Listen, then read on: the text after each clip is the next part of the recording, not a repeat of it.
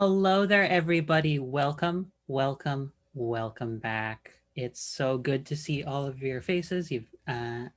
Speaking to my cast, I cannot see you viewers, but I'm certain all of you have lovely faces. You're all lovely.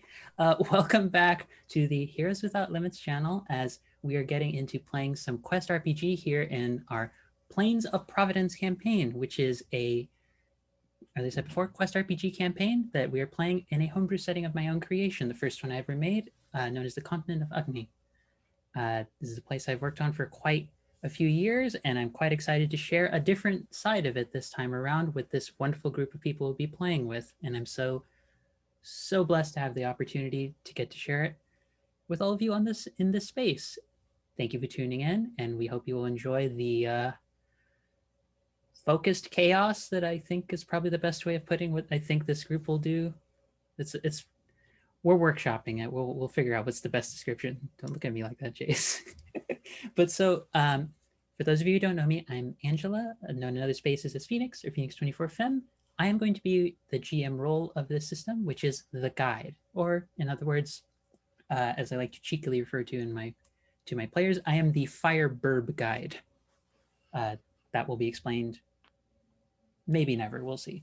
But going around to the table, whoever would like to take the initiative, just name who you're playing and maybe roll as well. Sure. Hi, guys.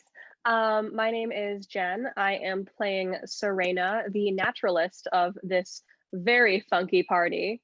Yeah, that's me. Hi, guys. Might as well keep it going around. Hi, everyone. My name is Jace. My pronouns are they, them, and I will be playing the rather cocksure and arrogant ranger of the party, Farron. This will in no way come to bite them in the butt in any way. Next up. Oh wait, does that mean me? That means if you would like, you have volunteered. Therefore, yes, go. Hi, I'm Gabriel, and I am playing Nim, the tiny little tin can with a hammer of an invoker. Tiny little tin can. I love this description so much. That's really good. From one end of the spectrum to the other. Yes, it's me, Ines. Today I will be playing Howdin, the about what was it, like 6'2" tall buff elf lady fighter who just really wants to smash things today. Phrasing? Not a euphemism, you know. This is not a euphemism. We promise. This is not a euphemism. This private joke between Inez and I will never die. It will never die. It will never die. But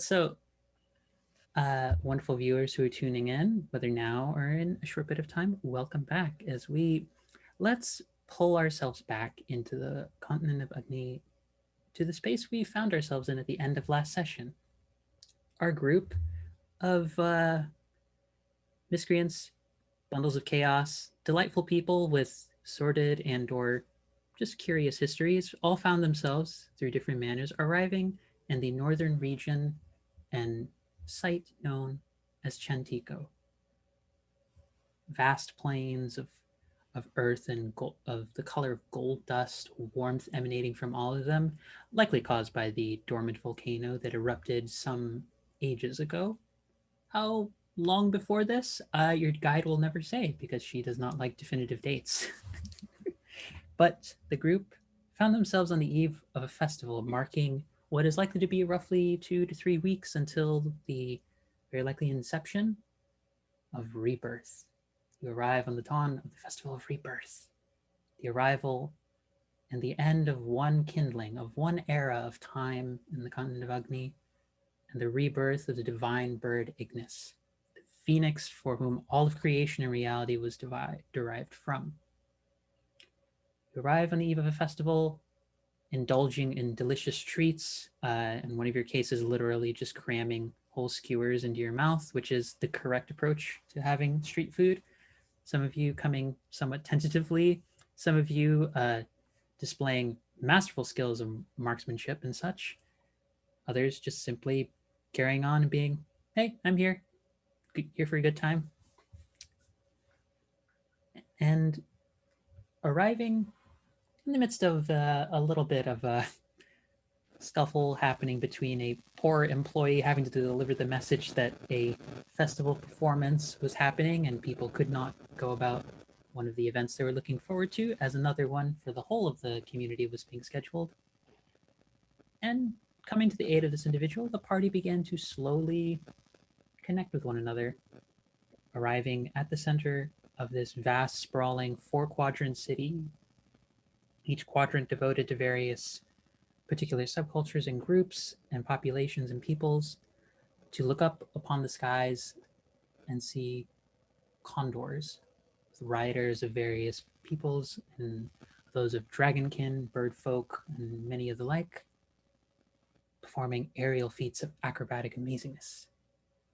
Until all of a sudden chaos erupted within the crowd, creatures from various planes that have slowly made their way into this prime material realm, we might refer to it as, began to cause chaos amidst the crowd, began to lash out at different peoples, and the party, seeing the chaos happening, found themselves. Give me another second. There might be slight crackling on my end. Apologies for that. I'm gonna keep my phone over there. I can With hear that now. being- Now it's fixed. Yes, that might have been my phone being on the other side of my table and somehow still affecting my mic. Why Yep. this phone? But minor tech issues aside, the party managed to handle the situation without too much trouble, except for in Hao's case, where she was almost consumed by what appeared to be a nightmarish beast pulled from the land of dreams. However, with the party's intervention, the group lived and now finds himself in a rather tense moment of having gained the attention of various emissaries who have walked from other planes, some from a land of fire, some from a land of air, some from the land of fairy tales and the fae, and some from the land of distant dreams, all of whom have now turned their attention to the party after someone whose name will remain undisclosed but starts with an S saw fit Serena. to saw fit to just get their attention amidst all of the arguments that were ensuing. And that is where we pick up, with our party now having the attention of some very powerful individuals. To give a general go over of each of the individuals you are seeing in front of you right now, you see an emissary to the plane of Gales, a small sprite-like fairy with whose form was composed of clouds and thunderous wisps of air. You see very tiny, very small, at most maybe 2 feet in size and height. You see a tall, goat-legged individual, massive pair of horns, humanoid, bull-shaped face, furry body, heavily muscular, very attractive. You see a almost ghastly white skin toned and snowy aura surrounding this unpleasant faced figure who looks almost skeletal in appearance. This radiant, almost kind of auburn and red orange tinged haired autumn color patterned individual with a mantle of leaves or with pauldrons formed of sharp foliage and a long flowing dress. You see this radiant, almost beacon of literal walking fire and heat. Her hair having once been a sort of more warm, like campfire yellow orange, now becoming much more of a tinge of fiery red, like molten lava is beginning to almost pour out of it, flanked by a massive volcanic guardian. Oops. All of these individuals turn to stare at you. What do you do? Just like glance over at the rest of the party, and I'm just like, y'all didn't think that I would get this far. Um, why don't we take a moment, air our grievances calmly, without violence, and then we can talk about this.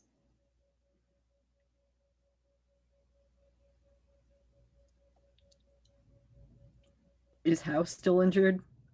I was still Yes. injured. Yes. Cool. Just in I was case still I very hurt. just in case I want to heal How, just in case. Walk over and be like, "It's okay, buddy. You're good. You're good. I That's got you, bud." Also, But sorry guys, there's Yeah, a I'm pretty sure Freya I on my forgot lap. how much I have to burn for that. I swear to God, Jace, I just checked the chat. If you make another fire pun, that casually, I'm going to burn something. So the fun subtext on this ability is you place both hands on a creature uttering a loving word or phrase. I'm just going to kind of like drum tap House thigh and be like, "Hey, you got this. We're good." And you can recover 6 hit points. Oh Yeah, shit! it can only be used That- out of combat, but it's a very useful, Yeah. it's a very helpful, like, medic sort of ability to pull up and just be like, "Hey, that was rough. We're Yeah. good." That's Thanks. amazing because I'm now Thanks. at full HP. So I'm just picturing like tap tap, get over it. Well, it's better than Or hearing. Nim's more like, "It's okay, walk it off." that's good. Better than a flesh hearing wound. "That's rough, buddy." Oh, come on. No, that would be our lovely Snow White's job as the resident Zuko of the area. It's like, sort of works, but yeah, you do have the attention. All of their heads are now entirely focused on you. And speaking of not a devil, but speaking of an elemental, speak of the elemental, the fire emissary does seem to step forward. I think I'll like step in front of everybody, kind of like not really like in a defensive position. I'll just take a step forward so that I'm like the first person she gets to like meet. Okay.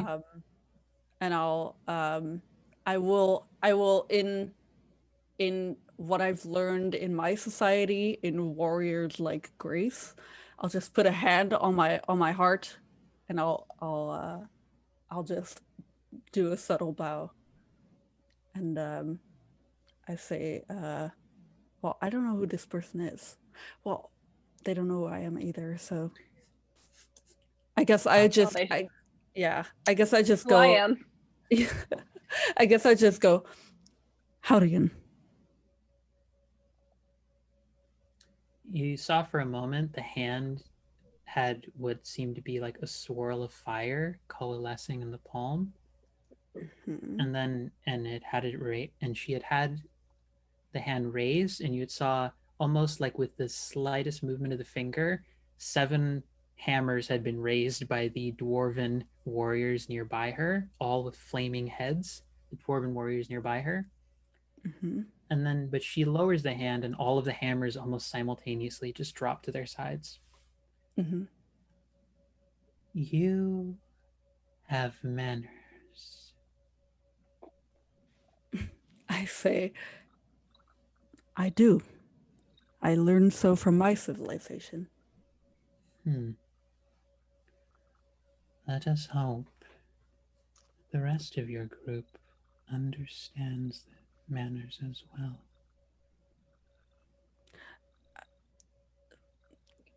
I'd say give them a little time, but they'll understand. The face remains relatively stony, but you swear there's almost like a flicker in the flame of hair that goes almost like a soft blue kind of tinge. That's almost like, and you see the faintest faintest crack of a smile happen that coincides with that.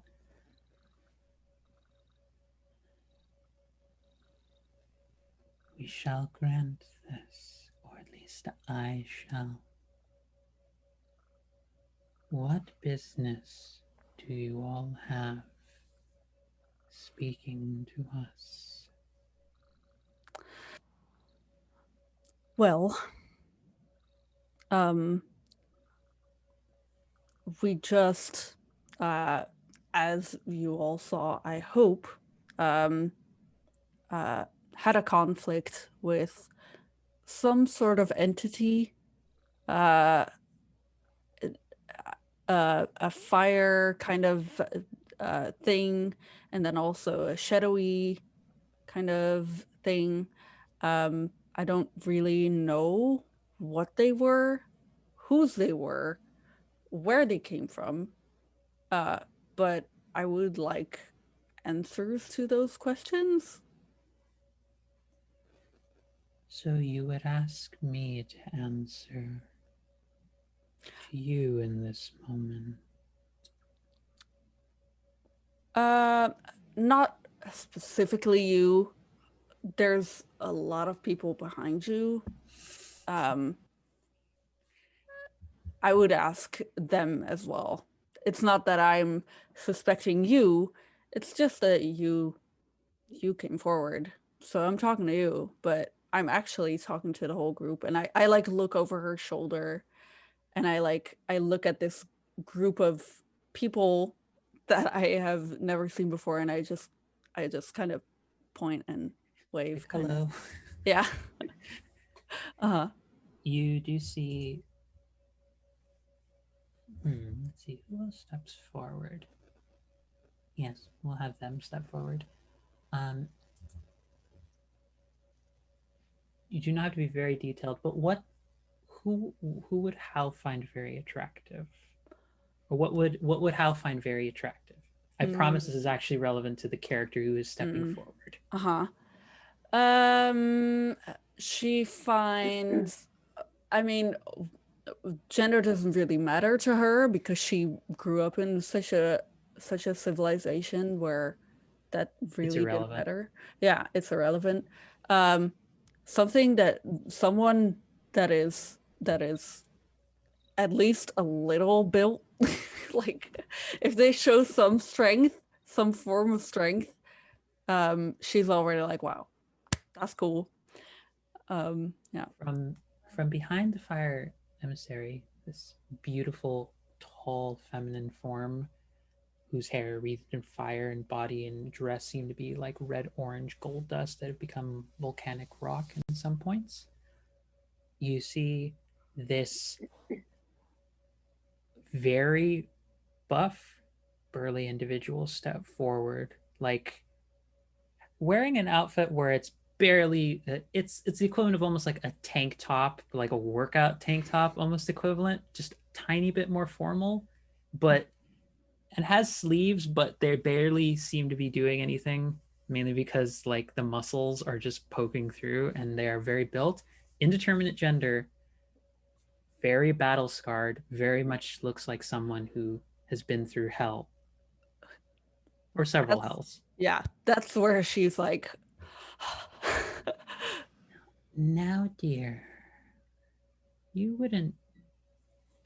We noticed very keenly that you were among those who dealt with one of our pets.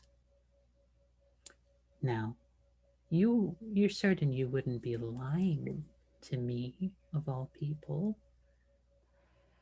about being the ones to cause them to go a little bit berserk.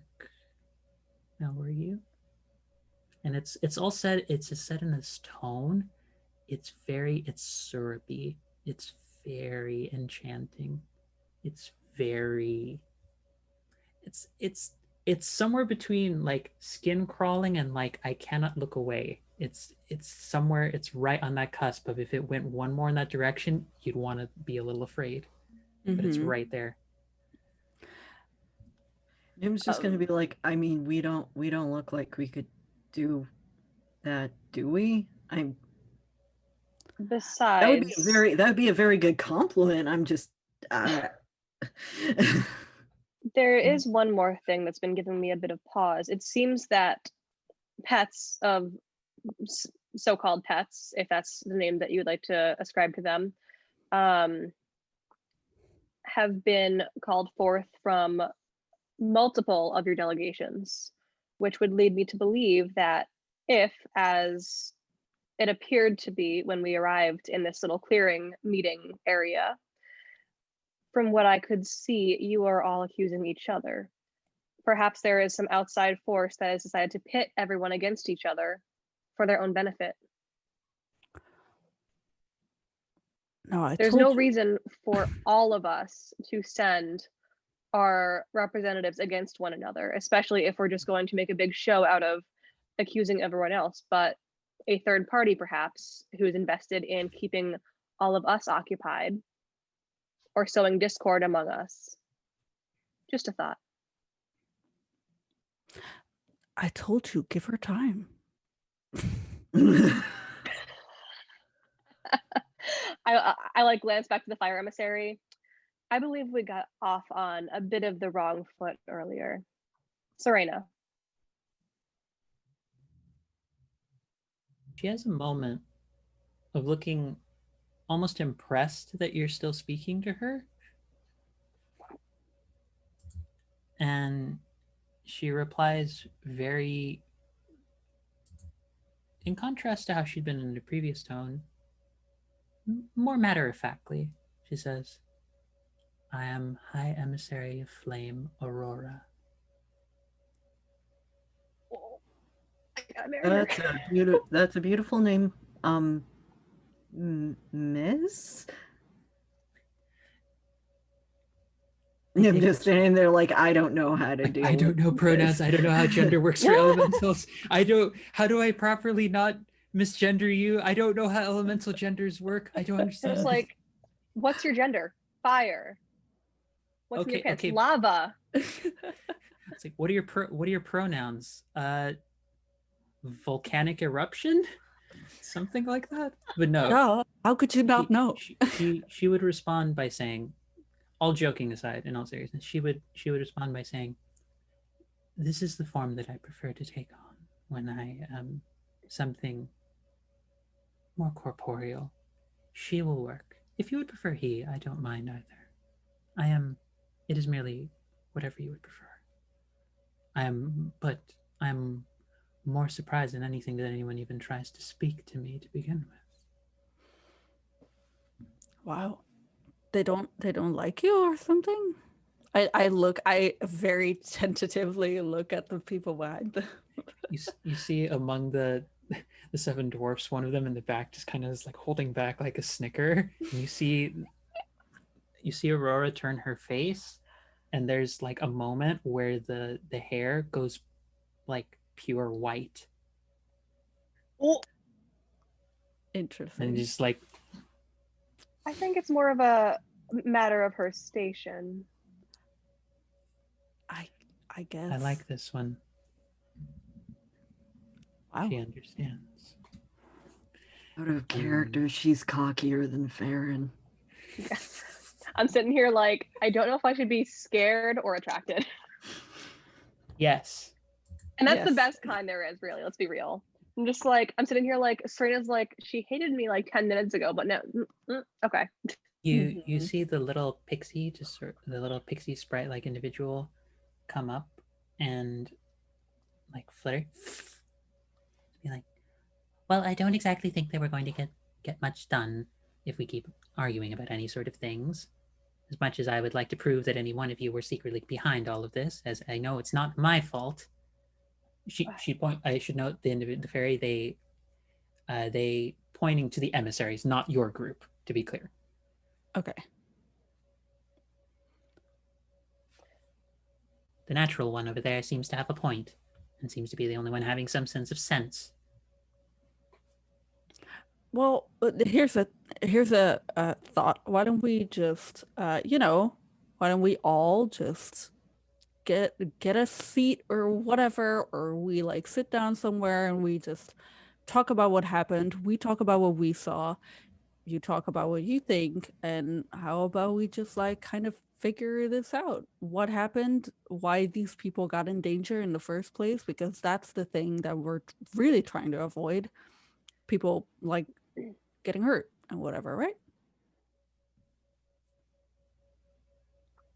I would agree to this.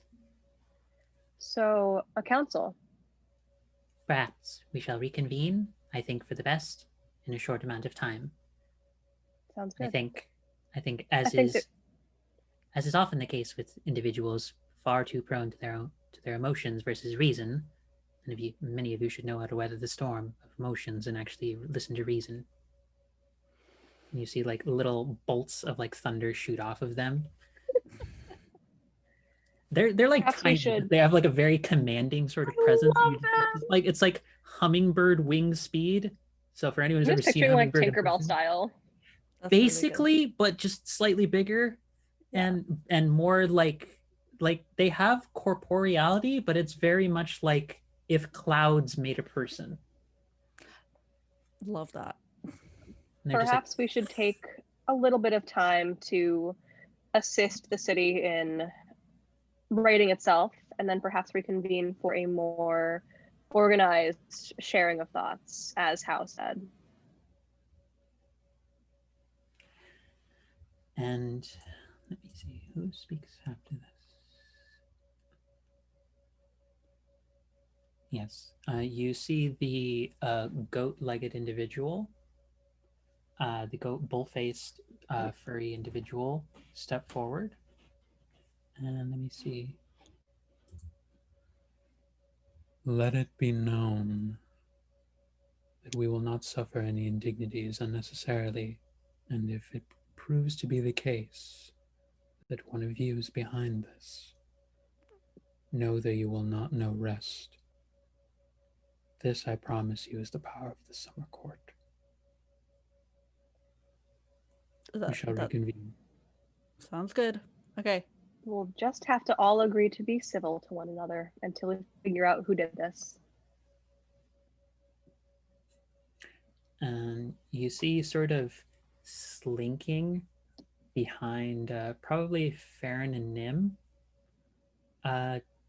Basically, you see, you can't quite tell they're related because for what Farron and Nim see, they have the same sort of visual taken that Hao has, in that whatever Hao finds most attractive was one individual. The one behind both Farron and Nim is whatever they find most attractive. Now, Nix, don't play with your food. Oh, Borges. But they're so delightful. It's like, yes, but we have other matters to attend to. Let us be on our way. We must make certain that another one of the shadow beasts are not harmed. They are our envoys, and we must be certain that dreams are taken care of. Nim's just gonna try to hide the on fire hammer behind their back. You haven't Perhaps- dismissed the hammer? No, this is the one that they actually own, that they set Oh. on fire before, Right. but Oh, it no. lasts for an hour unless you Oh. dispel it, and Nim just forgot. That's why I was asking. I was like, did you leave a flaming hammer on this entire conversation? Yep. Totally forgot about it. Yeah, Farron totally had not put their bow away either.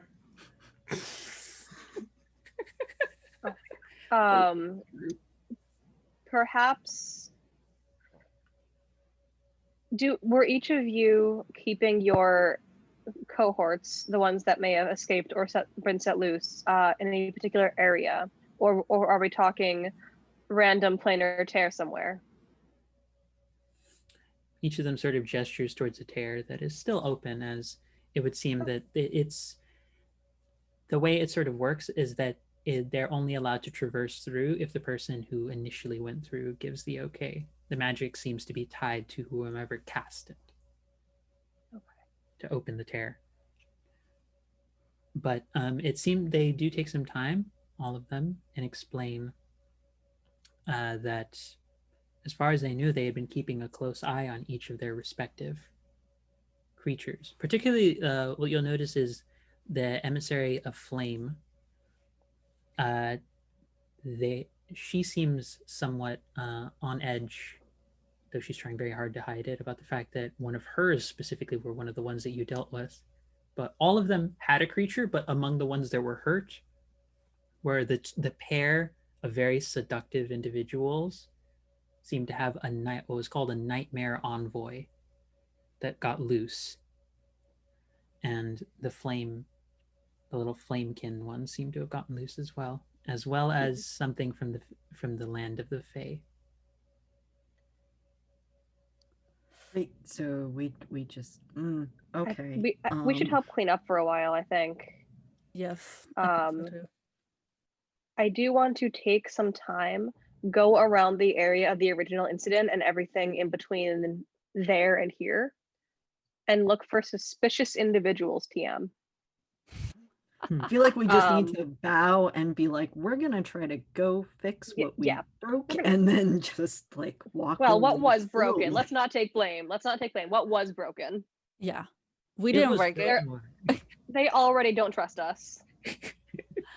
I mean, say that. I was just talking about the wall that I hit the Oh, hammer yeah, with. that too. But if you guys wouldn't mind also keeping an eye out on our way back, I have a feeling that whoever did this may still be around to enjoy the products of their actions.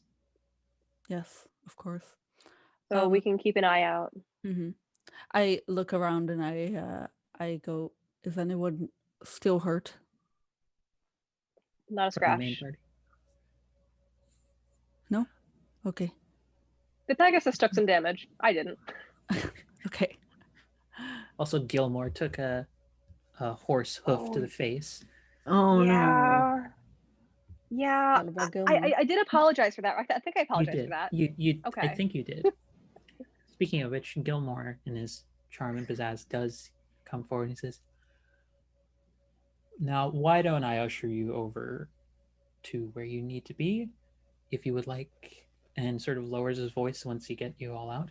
"If you would like to investigate, it may be best to wait a little bit until the chaos subsides." This is a good idea. Does he seem suspicious at all? Does he seem any sus at all? He seems very much like he's staring with some level of apprehension at all of the emissaries. Like he's trying to put on like a, hey, everything is fine. Right. We're all nice and we're all friends here. We're all family. It's gonna be great. But you can tell there's also like a hint of like, I guess the best way of putting it is they could all fuck me over in like 2 seconds. So I'm just gonna avoid that Okay. eventuality. It's more that kind of vibe. But it's not like a oh fuck they're on to me kind of vibe. No. It's Okay. Anthony is not exactly a very good at hiding emotions kind of person. It's part of his charm. He's a very open kind of person. And as a result of that, it's pretty easy to read him. He seems to be just quite sweet on everyone and trying to very much be the, whoa, let's calm it down. Let's just ease everything down just a little bit. Everyone just take a chill pill, get a coffee. Get a coffee, just calm down. And I feel like the coffee is not Tea. gonna make Tea. me Yeah. That's a good point. Tea. Mm-hmm. We'll make it a nice cup of tea. Yes. You see in the distance that just the fire emissary, just because you said the coffee thing, is just like has like scoops up from a bag of like coffee beans and it's just like it's just pouring it into a mug. Just freaking like self-made, course. like instant espresso. It's amazing. These are That's the awesome. things you actually want fantasy for. We're all like grand adventures, Honestly, ability to fly. It's yes. like, no, I just want my coffee happen. I want my exactly how I want instant it in 2 espresso. seconds. But yeah, like I guess like my question will be like, Gilmore, please point me toward where we can do the most good.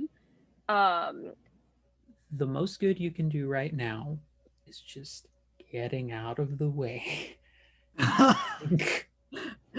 I will come back for you and I will give you some space once I've managed to smooth things over. This needs a little bit of a delicate touch. Which A delicate touch. I like look at my biceps. I'm like, okay. Can I interest you in a therapy cat? I have several already. Oh, do I? Aw. You do also see there's a very by pride flag colored cat that just kind of appears, just chilling out on his shoulder. Holy shit. Meow.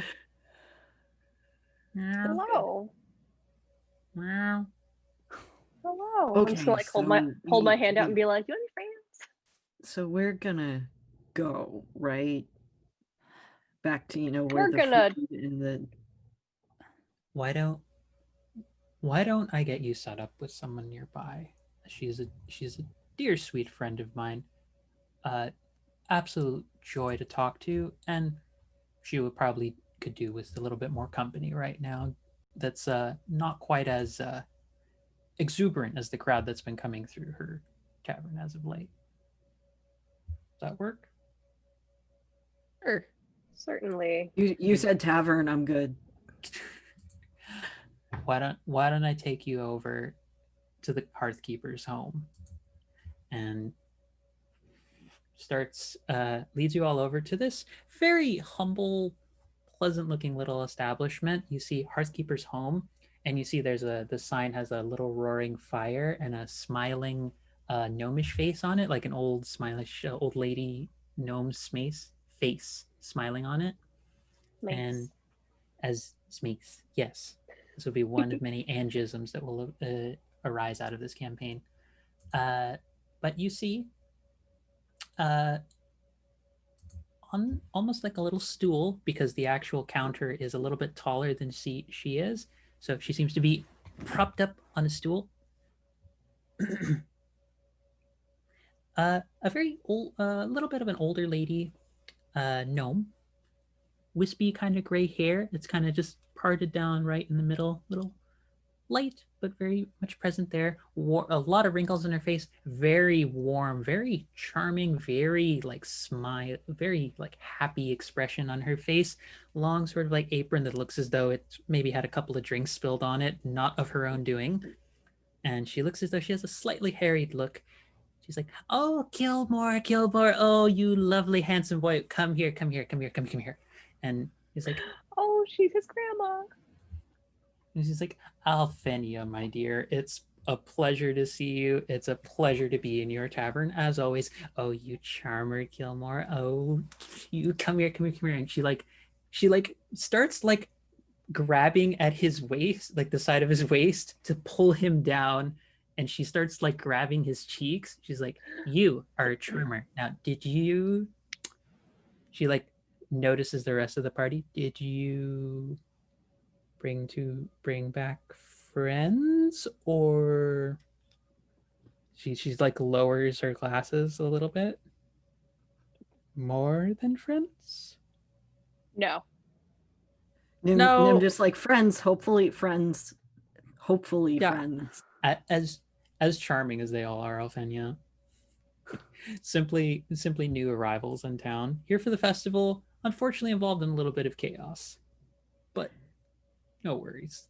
I thought that your space and your rather delightful company would be best. She's like, "Oh, you're such a good boy. You are such a good boy. Now, come here, all of you, all four of you. Let me get a look at you. Bend down, bend down. That means you too." Oh, Nim's like what? 4'9"? She's like 2.5 tops. Oh, that's right. She's short. Half, she's half my little. height. She's small. She is small, like SMOL, small. I think that means that I like kneel down and then bend down. And she's like, for a relatively squat little gnome who does not look particularly big in the strong department, it almost feels like for you, how one of your old, it feels like the same sensation like one of your old giant companions bringing you down, like has grip strength. Okay. It's like, let me see. Well, looks like you're a bit of a fighter type. A lot of scrapes. Ooh, such delightful muscles. Oh, such a bright, happy face. Thank you. That's so kind of you. Thank you so much. You are very strong, and I like that. Thank you so much. Oh, you complimentary too. I like this one, Gilmore. Keep this one around. She's good. All right, next one. One of you come down. All I'm right, certainly not going to climb up to one of you. I'll just bend down. Let's get a good look at you. A bit more of a mage kind of type. Don't seem quite in those stuffy learned types, though. Seem, hmm. Don't seem without wit either, though. Hmm. You could tell that from my face. Oh dear. I'm about 450 years old. I've had a lot of opportunities to see people. Oh, You can read a lot in people's faces. Hmm. okay. Fair bit of sass, probably. Maybe even a bit stubborn. Hmm. Hmm. Good spirit. Good spirit overall. Next up, come on, come. I promise the character judgment is not without any sort of other due recompense. I promise that you will get nice food and things of the sort in addition to this. But I must see everyone. Come, one of you. I don't care which one of you it is. One of you. Farron is just gonna like sit like cross-legged directly in front of her.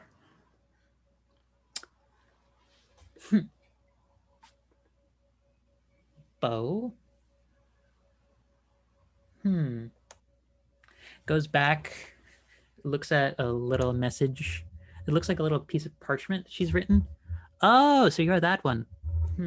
I see. I'll have to keep an eye on this one. You have a good eye. Hang on, were you expecting us? Oh, no whatsoever. Someone had told me that they'd seen someone shooting random birds on the outside of the city, so I had to keep an eye out just to make sure they weren't causing more chaos. And Oh. Nim just looks over and goes, "Did you hit it?" Wait, have you seen me? Of course I hit it. I mean, I figured. I just meant how much of a good shot was it? Oh, from what I'm told, it was quite a prestigious shot. Nim's just. I don't like to brag. Nim's obviously just kind of. They're not usually this sarcastic. They're just kind of giving Farron a little bit of a side eye. It's like, well, strong of heart and possibly of bravery too. Tad bit cocksure. Oh well, bit of adventuring and things of that sort will sort that out, or at least someone giving you a piece of their mind. And now come here, dear, come. Oh, good to see another halfling. Yeah, that.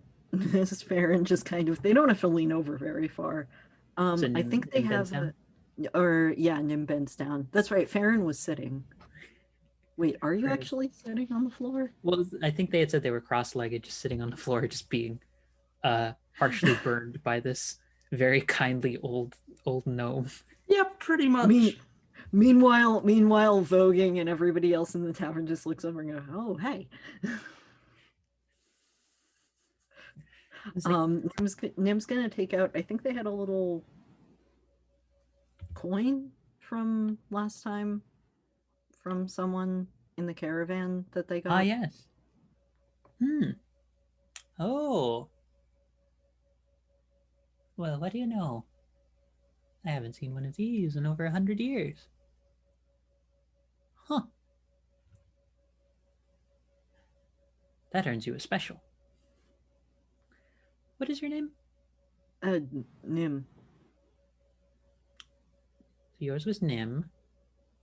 The archer, because I think all of you also gave your name, so she's just going through it again. Farron. Howdian. And Serena. Excellent. Now, important question. Do you eat lots of food or do you eat copious amounts of food? Moderate? Yes. Yeah, I don't. You had me at the word food. I gathered as much. Are you a bit of a working type? Seem like you have the hands for it. Used to be just stone. Mason, I think that's what they call it here. Seem like a capable sort. I'm sure whatever your hands are getting put to use to these days, or whoever is lucky enough to get to use them, is getting a good service. Doop doop doop doop doop doop. And see her shout back as she starts going into the kitchen. That is not a euphemism. And you start hearing like movement as like various like drawers are being opened. You hear cabinets being like moving around, and you hear the sizzling of various pans happening very quickly in like rapid succession. This is very Kamaji. Amazing. Is there a place to sit down? Yes, there is an open sort of like area where there's some circular tables. There's a couple of booths. Are there other people here? No, no one else is here at the moment. It looks as though the tables, however, have not been fully cleared of the previous individuals. It looks as Okay. though you do hear from the kitchen, or what you presume is the kitchen, are saying, dang old Alice not getting in here in time, having to make an old one, having to do all the cleaning herself too. Not like I don't already do all of the cooking, but I'm sure good help just isn't what it used to be. I will start picking up after the tables. Me too. I was about to say that. Oh, you're a kindly sort as well. Good manners. I appreciate this. And once we're done with that, I will ask her if I can help with the cooking at all. If you try and go, do you go into the kitchen to try and get her attention or anything? I think I'll stop at the doorway and be like, "Do you want any help?" You see a very large spoon, a very large wooden spoon, just appear from out of view, from out of the doorway, and she just almost like smacks your hand. Hey, Whoa. Don't disturb a genius in her element. But thank you, dear. The offer is much appreciated. I will just flip. Continue. I'm just gonna Reminds me of my yeah. I love her. She's my favorite. She want to adopt me. I know I already have like a family, but like she want to adopt. If you're saying that in character, Nim's just gonna be No. like, I think we just got adopted. All right. Oh, before I forget, do any of you have dietary restrictions of any kind? Just lots of gluten and calories. Lots of it. I can work with that. I Awesome. don't know what If the first there's- term you refer to is, but I'm sure I can work with that. If there is meat, I do prefer it to be prepared humanely. Do you have a particular faith of any kind I should be aware of? Well, Ida, what's their face? My God, that does the marshy shit. The marshy shit. Let me pull it up. You mean Zahara? Yes, The that primeval one. maiden? Does Nothing in Sahara particular. have? Okay.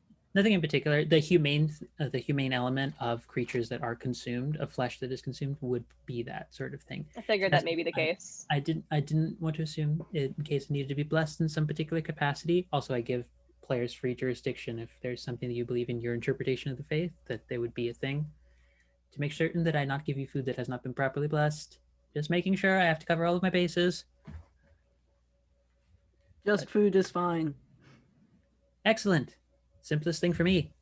You hear a couple of you hear a pot or two crash at some point, like very loudly. Just ow, ow, damn it. are you all right? I am fine. Okay. And she comes out. There's she has full like I was about to say waitress arms, but that doesn't actually describe what's happening. She like her arms are basically like, have you ever seen waitresses in any sort of like small restaurants? Just how well they can like stack like 4 plates on each arm. Basically has that kind of approach. Sets it down. You see there in one small plate there is a stack of what appear to be. It's like bits of like milled corn that's been patted down, made into a paste, and then cooked on a flat top in order to be it's tortillas, but giving the full like description of it. Stacked tortillas. It looks as though there is a few plates of there's a singular long tortilla, few fried eggs, rice, beans on the side of it, and then almost a kind of spicy tomatoey kind of sauce along it. There is another You're making one. me hungry. Yeah, This you're is, making this For is me always real. hungry. this is always what is going to happen. I'm not sorry. You see more of a circular kind of pad of that, but there's a layer of rice, beans, and then bits of meat. It looks as though maybe it's almost like goat or lamb or something of some sort. There is I'm trying to think. Remarkably, despite it seeming like it would have taken quite a fair bit of time to do it, there is a massive stack of flapjacks, and there appears to be 4 different kinds of compote of various local berries and such. And there looks as though there's fresh honey and butter on the side. And you also see that she's struggling as she comes in with holding on to 3 jars, 3 what is it? I'm trying to remember in restaurants, like when you get a soft drink of Pitchers, some kind. Pitchers, that's the word I'm looking. dispensers. Yeah, she has like 3 pitchers full of what appear to be. You see at the bottom of them, there's one of them has dry, like a hole of a dried peach core. It looks as though it's been that a couple of those have been soaking at the bottom of it. There's another one that looks as though same thing, pineapple, and then there's another one that looks as though it's maybe like hibiscus root or hibiscus flower rather. It's Jamaica for anyone who knows what Jamaica is. But like she brings it out. There you go. Excellent. Thank you. Thank you so much. This is so much and it looks so terrific. Thank you so much. Of course. Now, I did promise a special. Do any of you do well with anything related to spiders? I mean, I can Depends on the spider. hit it. Like Let me put it to you this way. Do any of you have weak stomachs? Nope. no.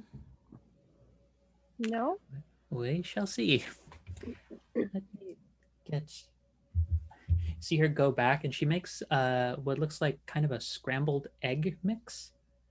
She brings out just a short time later, but there's almost like little bits of just faint little droplets of like this little green viscous liquid, just at different spots mixed in within it, with bits of onion, garlic, tomato, and what looks like almost like shredded beef.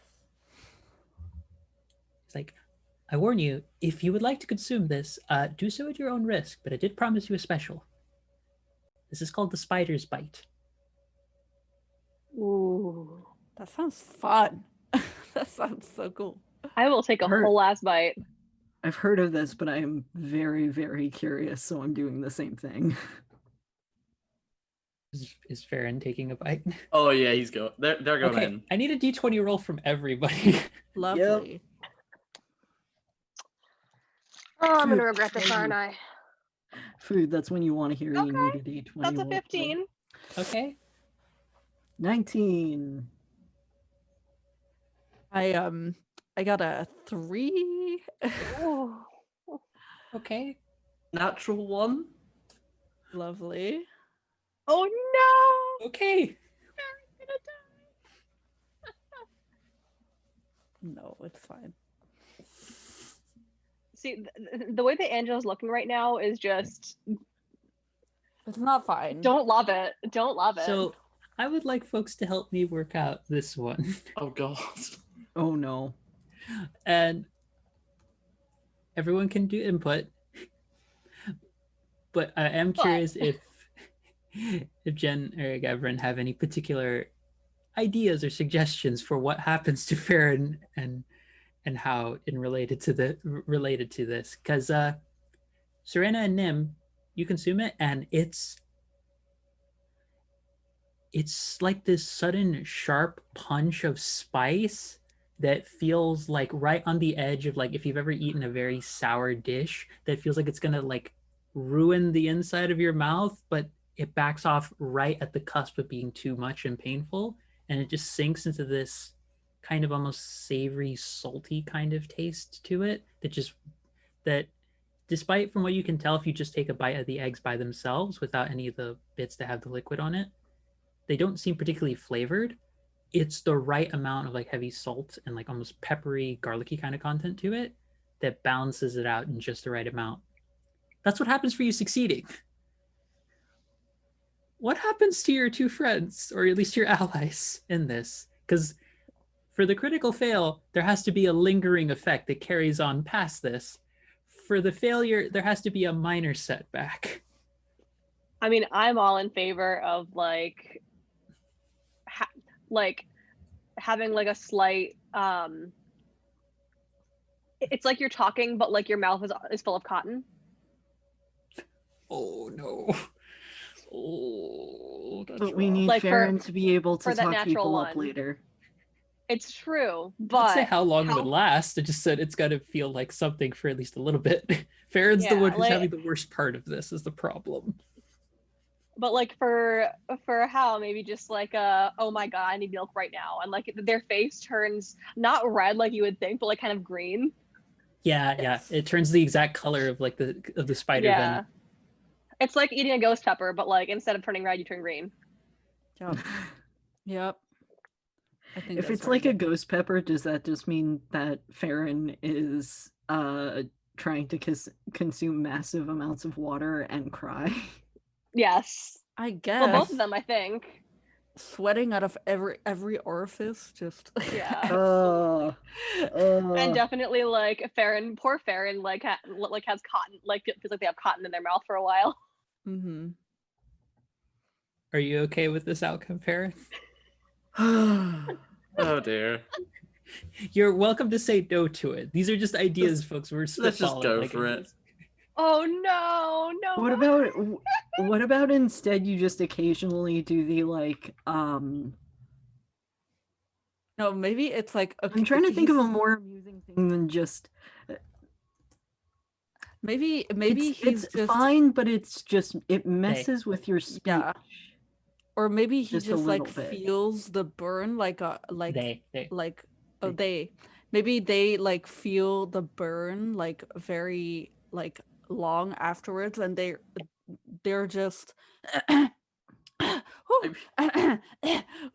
the whole time like If- it's just In fairness, I was kind of expecting severe allergic reaction, so this is slightly better. see we're saving you.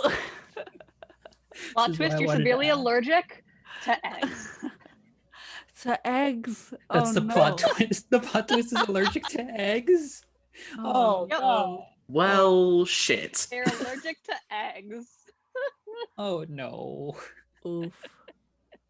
Temporarily. I'll go with that. I'll go with that. Our producer Temporarily our allergic producer to just gave eggs. me the best idea. I love that. Huh? I Why? just- No, I but love why? What? So I'm gonna go with a little bit of combination of everything everyone has suggested. So how you see like Serena and Nim take part in this, and it's delightful, absolutely great taste. Everything's wonderful about it. And then the burning starts. Mm-hmm. It kind of Yeah. starts in your toes, Yeah. then it goes up your legs. And it's Uh-huh. like imagine like old like Looney Tunes kind of thing where like a character becomes a thermometer and they're just like Mhm. That's good. that's what color is your hair normally? My it's like a brownish red kind of something. It's weird. For some reason your hair is just far more red than it usually is. Lovely. And so it looks like this, and then I'm like really tough, and I don't want to show anyone that I'm in extreme amounts of pain. So I'm like, it's it's getting a little hot in here. Do you whew, do you have some milk maybe? Oh, Oh dear, your stomach's not handling it well. Let me get you something. Are you well, dear? And Alphenia, the little gnome, looks over in Farron's direction. Are you well? And right now, Farron, you don't feel anything. I feel fine.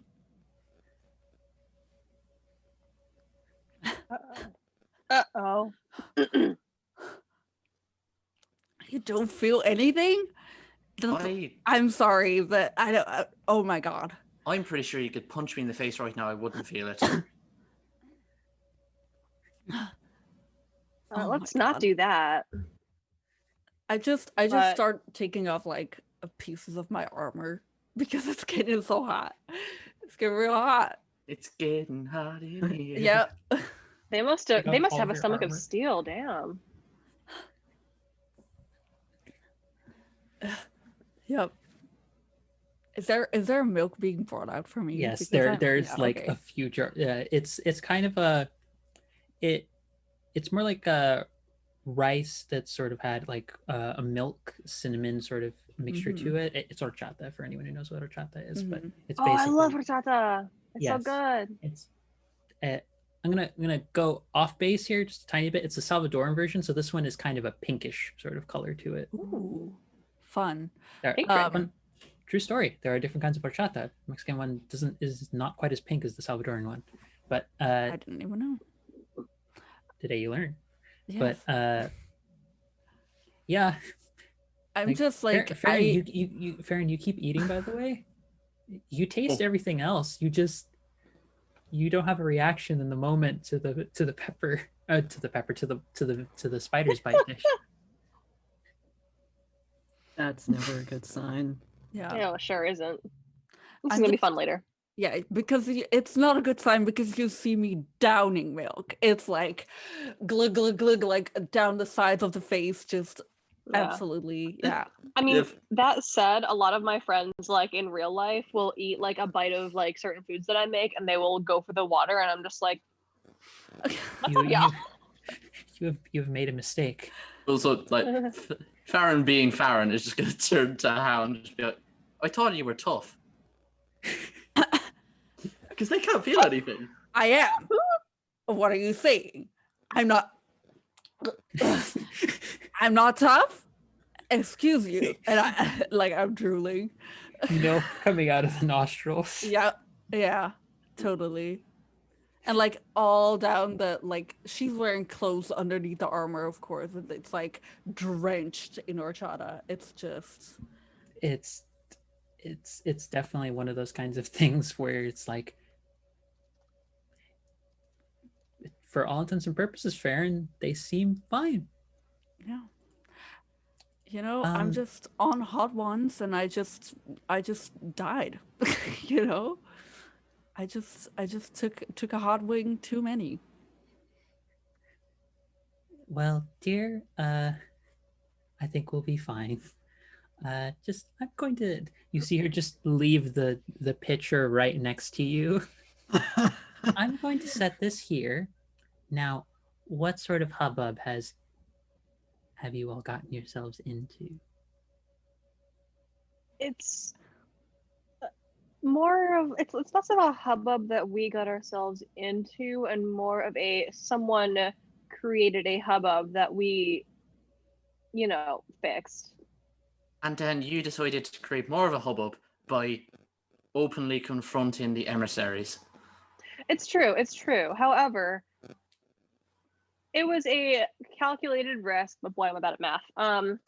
It was a calculated risk on account of the fact that I suspect them reducing us all to ashes would take less effort and cause less destruction than them trying to reduce each other to ashes and creating an all-out brawl in the middle of the city between planar emissaries. I mean, we don't know if they were gonna throw down. True. But they weren't happy with each other. No, they weren't, but Yeah, they certainly seem like more the type of people that would rather, I don't know, blow up a country rather than actually fight each other in the street. Also definitely more effort than just reducing us to ash. Yeah. I put the pitcher down, which I'm third of the way through, and I just I've go, been drinking a cup, just a full pitcher. At yeah, this just point. the pitcher to the mouth, and so it's like, yeah, they just didn't really seem to like each other. It just, I hope everything's gonna be okay. I mean, we're just gonna have to talk to them tomorrow, but it's I mean, you're right. Like, also, we can't blame them for being distrustful of one another, especially given the fact that everyone's shit came flying out the window and pretty much just wreaked havoc in the square, which lends to the theory that I put up earlier, but that's a conversation for tomorrow. yeah, it's like they were really irresponsible. That's It may not have been Nim irresponsibility, just but absolutely go in the middle of this going, dang it, I'm not gonna get to finish seeing those aerials.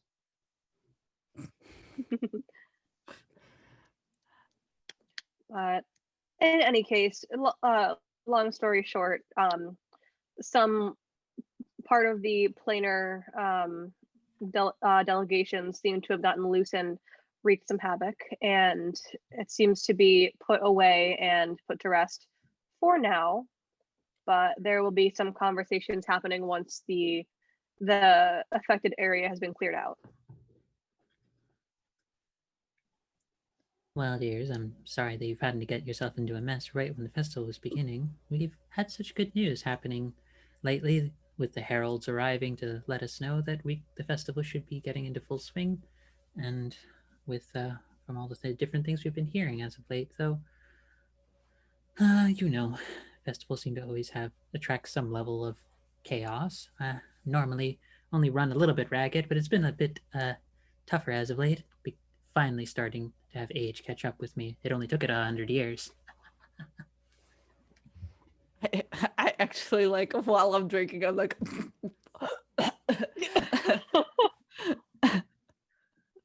Hmm. And you don't look a day over 200.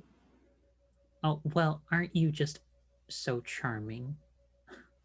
Well, you know what? Why don't I get you all just another special? I promise it's not food. It's not food. I like slam the pitcher down. I'm like, please no. Oh, I mean, Farron seems okay. I'm sure they could down another plate of that stuff. Yeah, go for it. Why not? God. You see them. You see her start heading into the back, and you hear a couple of words said in a gnomish tongue. Probably don't too many folks recognize. And she's like, you hear like her foot kicking against something. Come on, you confounded thing! I just talked to the artificer the other day about this. Get to work. Then you see from out of the corner of your eyes the end of the long spoon that almost hit Serena before, just like tap the side of an oven. He's like, there, finally. Ages to get this thing to work. I have to go replace it. Darn artificers. Never worth what I pay for. Manufacturer's warranty.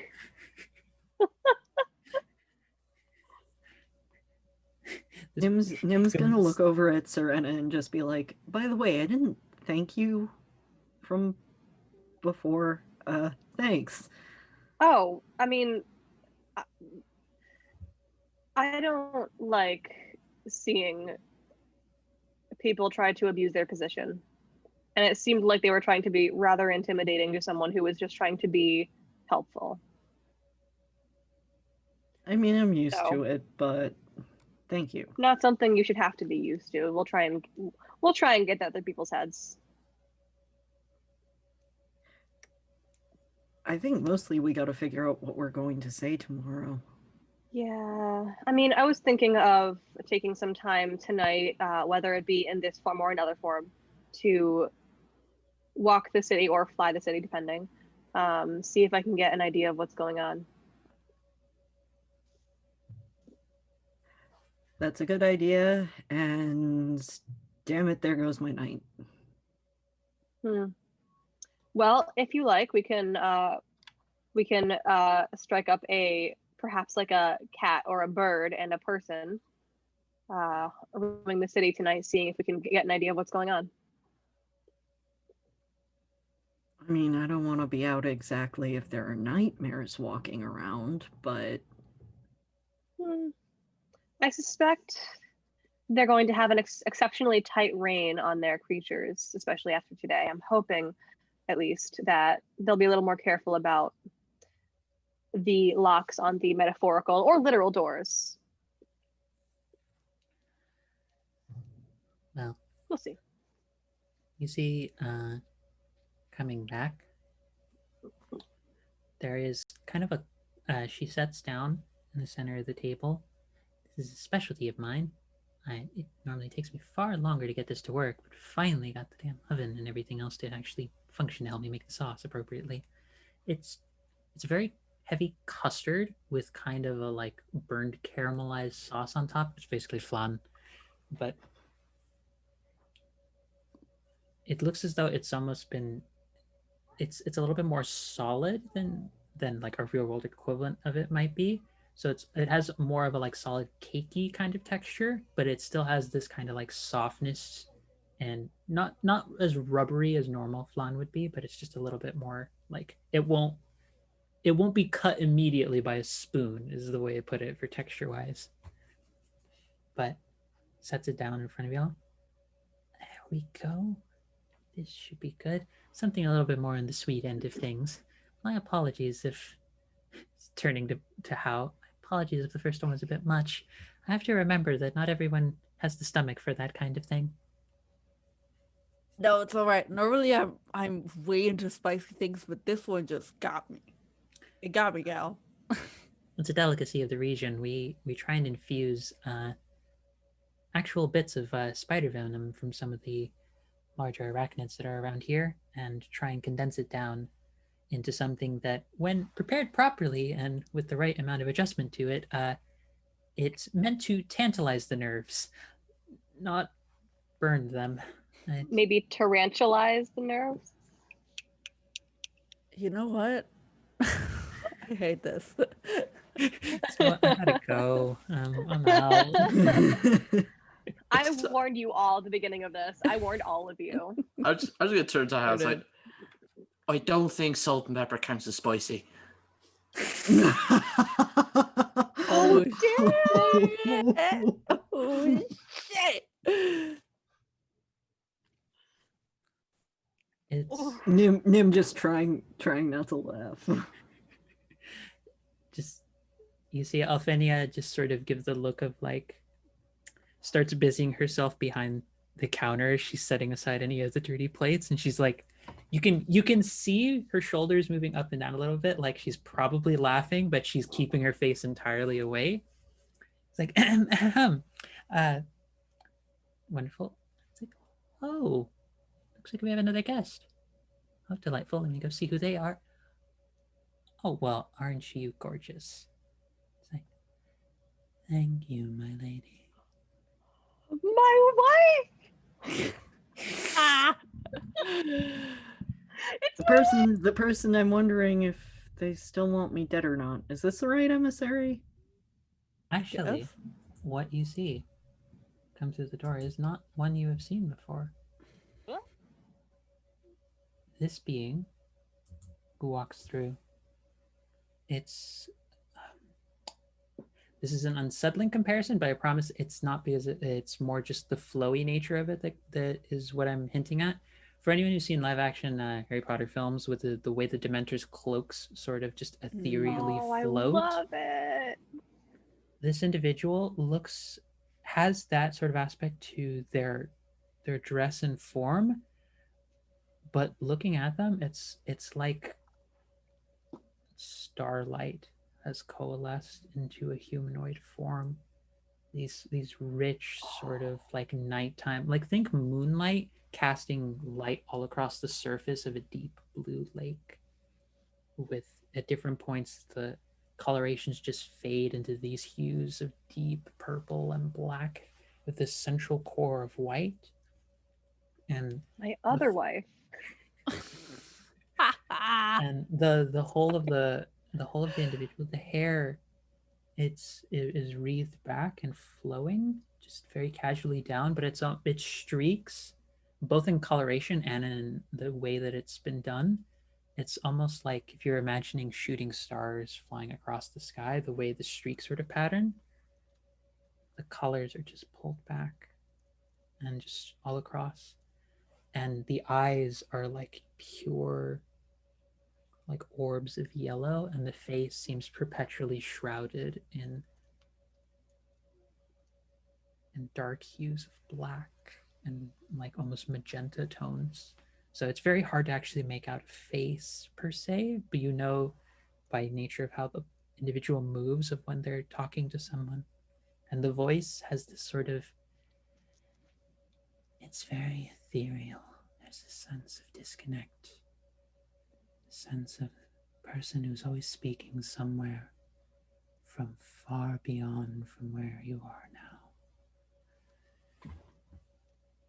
From the description, you almost reminded me of Erebos from The Dragon Prince. Oh, my husband.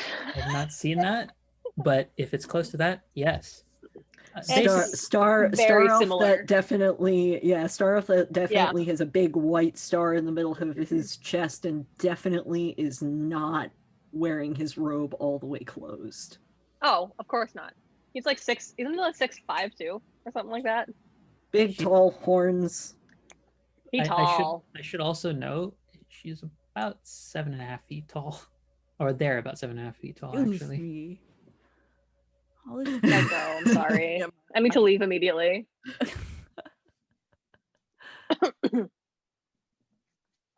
I think I finally calmed myself from my heat-induced encounter.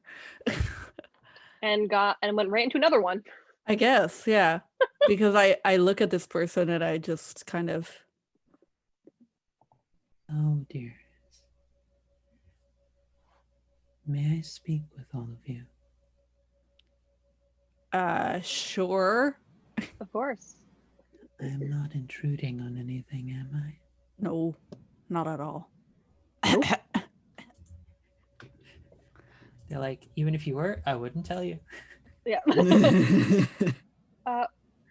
Would you like? I just like one of the flans. I'm quite all right, but thank you. Oh, you're fine, all right. And the form, again, you can tell there's corporeality and that they sit down, but all the time the just figure almost seems like they're just slightly floating above the chair they're sitting down, and even when their legs are just very slowly crossed over one another, everything just always has the word ethereal is the buzzword of the day for this individual. There's just everything about them seems very distant, even though they're very close to all of you. I happen to take notice of your efforts earlier.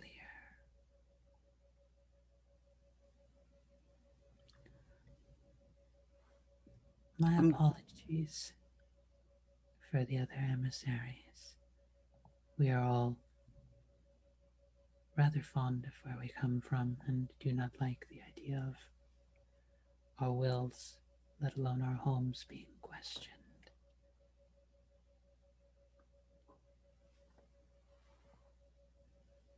But my manners leave me for but a moment. I am Cosma. I am the emissary of order to the astral sea.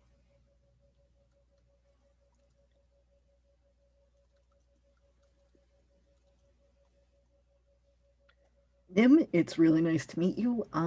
Do you want to drink? Do you eat? Yes, I do. I am still mortal. I do enjoy The mortal. rain. Nah. Serena.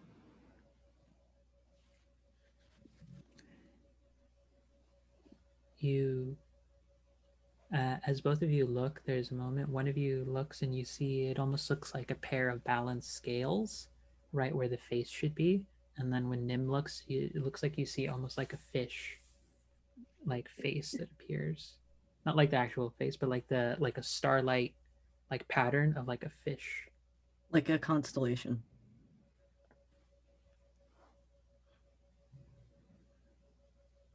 What could we help you with?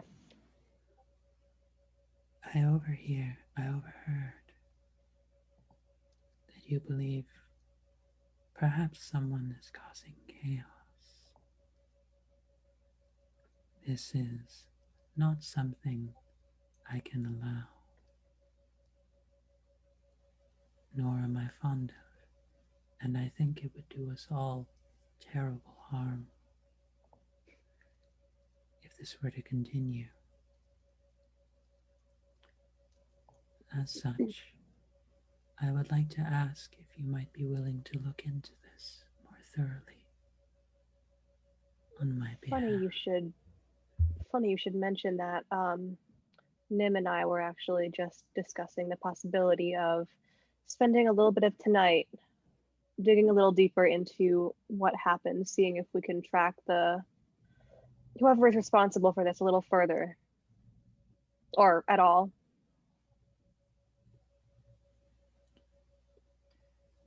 Do you have any suspicions or any sort of idea of where we might start?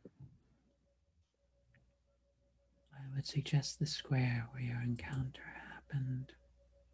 Oh, great minds think alike. Does Serena say that out loud? I think I say something more along the lines of that was our instinct as well. It's like something more a little formal. more refined than I have to be cool in front of my future wife. All of them. All of them. The several of them. So, in their infinite wisdom, Farron is just going to pipe up whilst like half a flan is in his mouth, in their mouth, and it's like, okay, but the real question is, how much are we getting paid? You just see like a. Aaron, I don't think we can ask for payment from an emissary. You just see like I Serena just just did. like. I think the idea is for the greater good. Well, the greater good can come with a price tag. I am your wife. I am the greatest good you are ever gonna get. Oh no, the why did you have to now I just have Frozone in my head. Damn it. Actually, Mrs. Frozone. Oh, Mrs. Frozone. Fair point. Fair point. Fair point. Repost, I understand. But you see the face turn towards you, Farron, and you see what looks like a ram is there, like a constellation of a ram. It's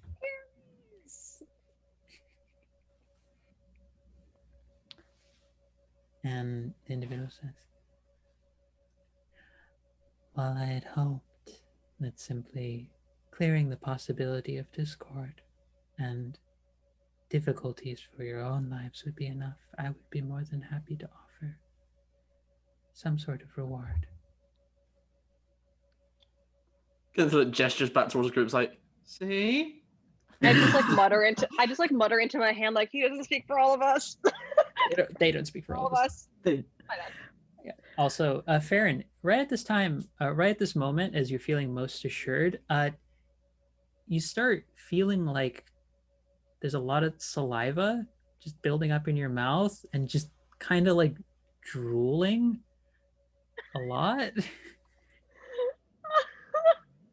and all of a sudden you start getting like the fire burps where like you're like, oh no.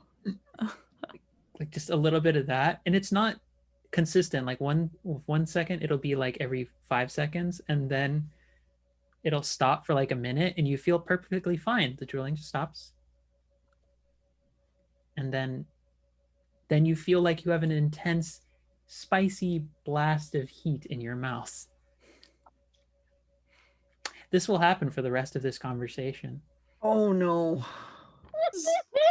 Just occasionally, like Farron's there, just like. I I know having experienced this, I just like slide over the horchata. And then I look at this emissary and I'm like, I mean, I do not need a reward to solve this problem. But if you want to, I don't feel compelled towards it. It is something that we were going to do regardless. Nim is gonna look up and just be like, to be fair, food and lodging is nice. That is another thing, yes. I was gonna stay here, but Yeah. I still need to pay for that. I was thinking of staying in the forest outside of town, but it may be easier to stay in town, especially if this nonsense is going to keep happening. Why don't you let me handle that? Alphenia is a dear friend. For the times that I have been able to speak with her. Amazing. Why I don't suppose I? you've got yourself a deal. And I'll see what I can come up with. And you see her like pull back the cloak, and you see that there's almost like a deep black void in which she reaches her hand into. And again, it's like I say void, like there's almost like this deep like thing to sink into. It's more like think Dark Side of the Moon effect, where like all the light has just been absorbed and it's just like there's nothing there. There's no space. Oh, it's Vanta Black. Basically. It's just like they reach their hand in part. I keep using she, more they. And pulls out this ethereal starlight bow. And then also pulls out a blade that seems to almost like slither like shadow and like wisps the starlight and then go to their other hand. These are something to start with, perhaps. But do we have an accord? What? I believe we do. Yeah, I think so. It's like Nim's just kind of looking over at everybody like parents are in a house all saying yes, and Nim's just gonna be like, Like, what did I do? So what did it go somewhere else? Oof. I believe we do. Then feel free to look into the square this evening when you have time and you are rested. Dear, Where can we? Sorry, go ahead. Where can we contact you should we find information? Or how, I should say, really. Huh? Oh. I was like, You got me. God Anyway. damn it. Took me a Damn sec, it, took me a Ines. I didn't even process that as a pun possibility, and yet here we are. Here we are. You know. But you see them pull out what looks like it's almost like a little hourglass. Turn this. Okay. And light will simply cascade down to your position, and I will be aware, and I will come to help you. Pop it in a pocket. I wish you well. God, May we your do too. journey- and simply just floats out just out of the room. And with that main story quest having been assigned to our heroes, that is where we were going to take a break, as our group has met with the emissary of order to the astral sea Cosma and has avoided any larger issues with the emissaries for the moment. We'll see, but we are going to head out, everyone. We'll be back in about 10 minutes, 10-ish minutes. And the second half of this little escapade is going to continue. So we will see you all real soon. Hydrate, See take you your meds, later. get Yes. water, take care of yourself. We'll Stretch. see you soon. Stretch. Goodbye.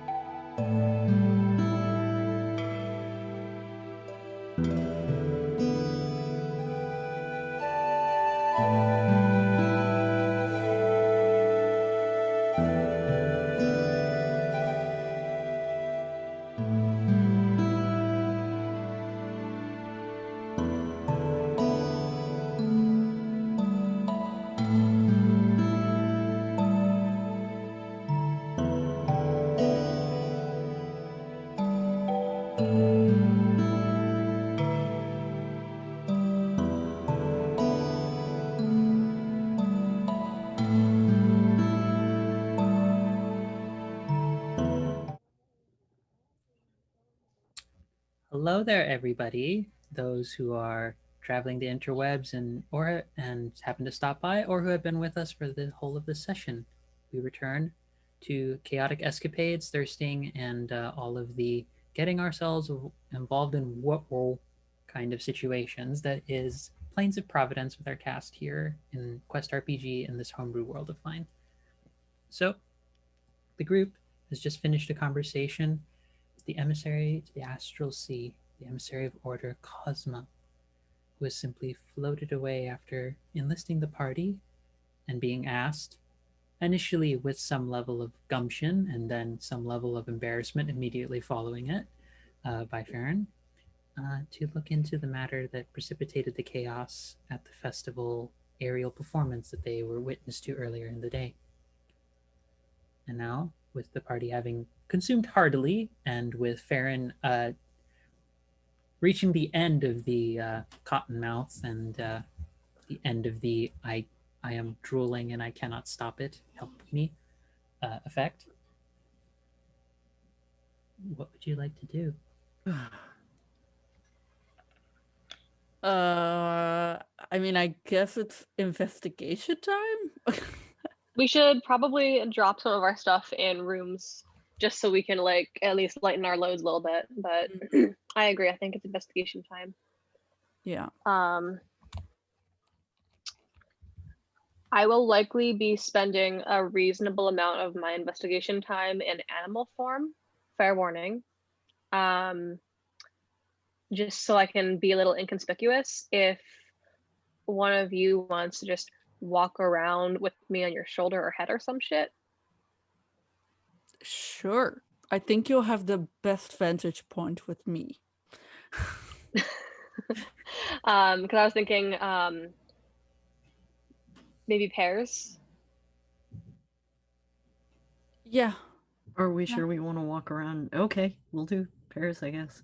I was just I mean, wondering. if we also want to walk around as actually- a whole group, that's probably not a bad idea either.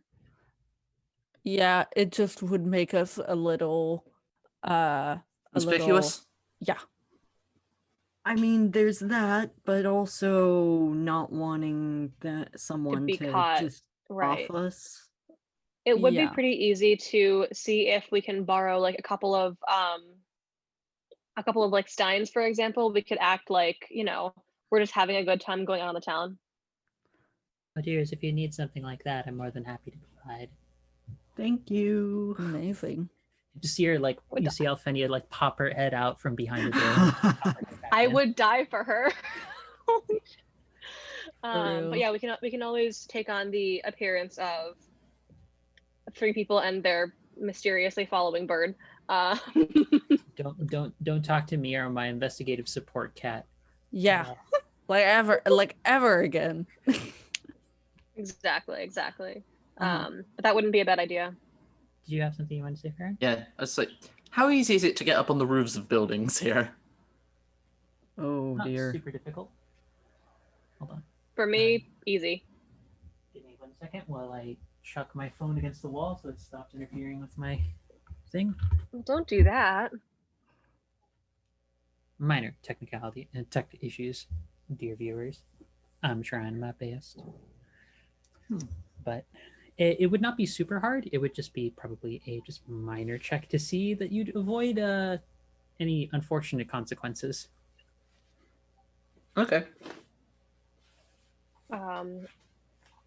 Do you Is Farron just Assassin's Creed? Assassin's Creeding across the top. Yes, whilst breaking my phone in real time. Yeah, I'm is there definitely just. a map of this city that we could perhaps take a look at beforehand? You, Althenia could give you a rough sketch of it. The way that the city overall breaks down, past the northern boundaries of it, you head to the statue, which is in honor of the Warden of Strength and Courage, the Warden Abira. Abira. The way it breaks down is into 4 distinct sections, 4 quadrants overall, of which the center square is sort of the meeting point for it, but across the whole of the different quadrants, there are various kinds of sort of stepstone patterned buildings that all have sort of slightly ramped sort of sections on it to allow people to more easily get up a lot of them. And one quadrant seems to have a primarily what might be the quote unquote traditional fantasy like people, so a lot more of the older elven gnome and dwarven populations. One seems to be those of the more typical like partial humanoid folks, so those who might be like bird folk, cat folk, beings of that sort. One quadrant appears to be made up. Alfenia would give the note that is a recent halfling migrant community who's come in that helped in the years that followed a sort of a tragedy that came about the region in near the beginning of this kindling, so of this time era. And then there is a 4th region that has primarily had some influence of more of the more like shadow sort of elves, more goblins, more of the smaller kin sort of folk. There are some halfling populations over there as well, but there's also goblins, small dragon kin, some of the other ones.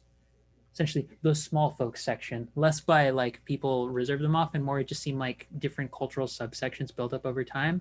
But even within those 4 quadrants, there are sub communities. Like she would break down and tell you there's whole quadrants, there's whole sections within each of the quadrants devoted to libraries and oral historian departments. There's a whole section that's set aside for one of the equivalents we have is kind of a retirement home section, but it's very much a section devoted to maintaining a lot more of the elder populations.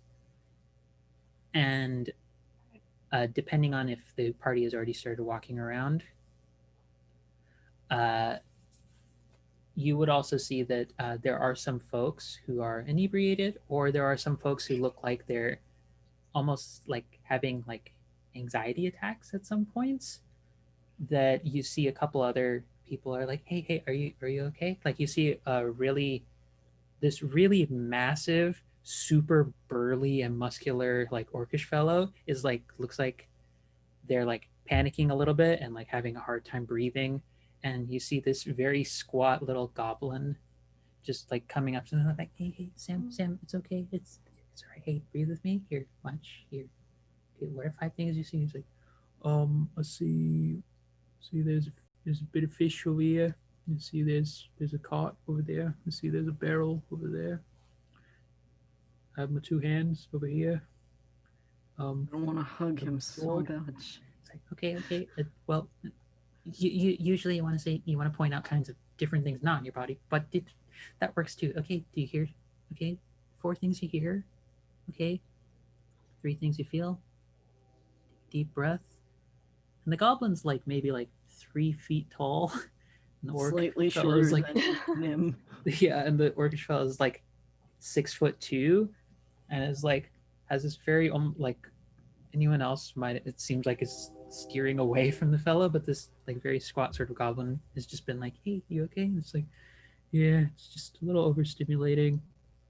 I'm trying to just calm down for about 20 minutes. It's like, yeah, I know, buddy. I know. Come here. Come here.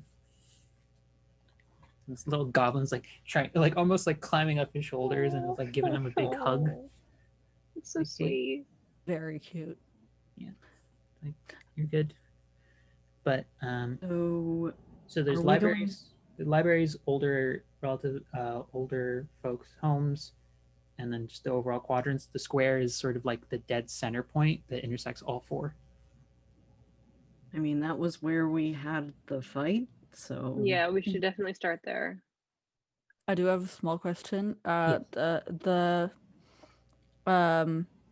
The group of halflings you mentioned earlier, the halfling civilization that is in here Yeah, somewhere. it's a migrant community. Yeah, Yeah, in what part of town were they like stationed? probably bottom left corner. Halfling bottom left. Older traditional peoples bottom right.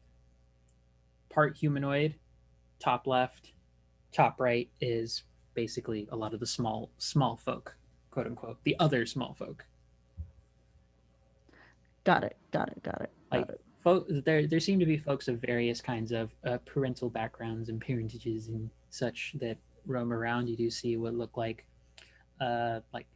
halfling small mixed kids, like halfling small dragonkin folks, like walking around. You do see a couple of goblin orc like pairs, and folks are just sort of wandering around. And occasionally, again, you see some folks who are like very very inebriated, and like their buddies are trying to help them like get off of the streets and like try and go somewhere carefully to calm down. You see some folks who are like probably in the midst of almost kind of dissociating, and their friends are like, you see them like casting little enchantments. Like a couple of them have like there's like mages that are just like, and you as you pass by them, there's like smells of like lavender oil and like strawberries and like fresh flowers, and they're like, okay, I'm back. I mean, this city just had a rough time, so Sure did. Yeah, but it All looks right. as though the whole of the city is trying very hard. Like folks get rowdy, but are also very quick to like try and take care of each other. There's this strong sense of that throughout the whole city. That's really sweet. Aw. That's really cool. Yeah, I really guess we'll sweet, just. but we need the emissaries to not want to murder us. Yeah, true. I guess we just go to the town square and Yeah. try and see if there's suspicious activity. I'm When gonna does like Farron start doing Assassin's Creed? This is Oh, important. I'm literally just like climbing up the side of a building to get on the roofs. Let me D20 real quick, Farron. Behave. Not off the table. Stop going off the table. Roll That it on is- the table. An 18. All right. It's just very quick, and like as night is sort of sinking in very slowly, it's just like free running just all across the rooftops. There's like a split moment where someone's like, "What was that? What was that? Mm. What was that? What was it?" It's Samael. It's fine. It's you promised me we were gonna go out on a date later. It's like, all right, fine. I'll take you out on a date. Just see this. I'm gonna turn into what? Sorry, go ahead. No, you just see this very sweet looking dwarven lady with a big full beard all across her face, and she's like looking up at this very tall like dragonkin fellow, and they're just like, all right, fine. Very Promise cute. me. It's our That's honeymoon. so cute. It's like, all right, fine. So cute. I swear I heard something. That's so cute. I love it. I'm gonna turn into a sparrow. Using 2 ability points. Do they have And I'm any going special to- colors? No, it's just Yes, I will have a sparrow with white-tipped wings. Awesome. Because that way you can. Please don't shoot me, Farron. I thought about it. Wow! Ouch. Ooh. But yeah, I'm basically gonna take to the skies, getting an aerial view of the city while keeping an eye on my friends down below. Mm-hmm. Okay. So you're trying to take a And look I will- around the city. Yes, and I will tell them that if I see anything suspicious or anything is about to attack them, I am going to pick up the nearest piece of like foliage or stick or like a pebble and like chuck it at their heads Good. gently. And live. Okay. Question: Has Yes. it been? Is it like night already? Is it It's like starting to get like near dusk. okay? So it's not like night. It's not like full night, but it's like it's as it's starting to be. It's almost like Farron has become part of the shadows. Moving across Good. It's more to feed. the It's more to night. feed. It's more to feed the atmosphere of Farron, but in actuality, it's not quite full night. But Farron is just using the dwindling light to their Mhm. advantage. It's just- Yeah. Okay. So we have like we're like acting like we're like a bunch of kids having a night on the town, right? I mean, right Yeah, now it's just me. It's me and you. Yeah, two kids, two a kids. sniper, and a bird. Sniper on the roof. Okay.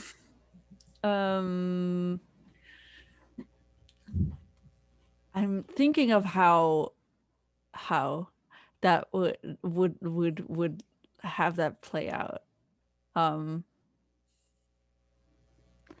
I don't know. I think she just really doesn't know how to act like a kid having a night on the town because she's like 150 years old and she hasn't been on the town for like quite some time. And so she's kind of just like walking with a very big step and just like joking with Nim, just joking around or whatever. Nim also completely forgot to make the hammer stop being on fire. That was just that it just ran through the whole hour. So it's not on fire now, but it was for like an entire hour. Awesome. Amazing. Just imagining through that whole delightful conversation with Alphenia that you just had a flaming hammer behind you and she just didn't care. She's like, I've seen worse. Yes. Uh-huh. I also appreciate how channeling full on like, how do you do fellow kids vibes? Yes, very much. Very much. Yes. Because she knows how to do a fellow kid thing when she's being like a combative person, but like in social situations, she's like, I'm hello. just picturing how just being like, hello, fellow children. That's Yes. totally yeet, yo. Oh god. Oh god. Has it already been lit up in here? My soul hurts. Yes. My Please soul don't. hurts. Oh That no. was Please. painful. That hurts. Oh, No, My Nim, heart. Nim, by contrast, who is horrible in a lot of situations, escort was literally one of their old jobs. So they just literally take they don't take Howe's arm because they can't like reach that high. But they just kind of link hands and go, no, don't worry about it. Come on, sweetie. this makes Hal blush like only a little bit, and then she just plays along. She's like, okay. Now she knows who she is.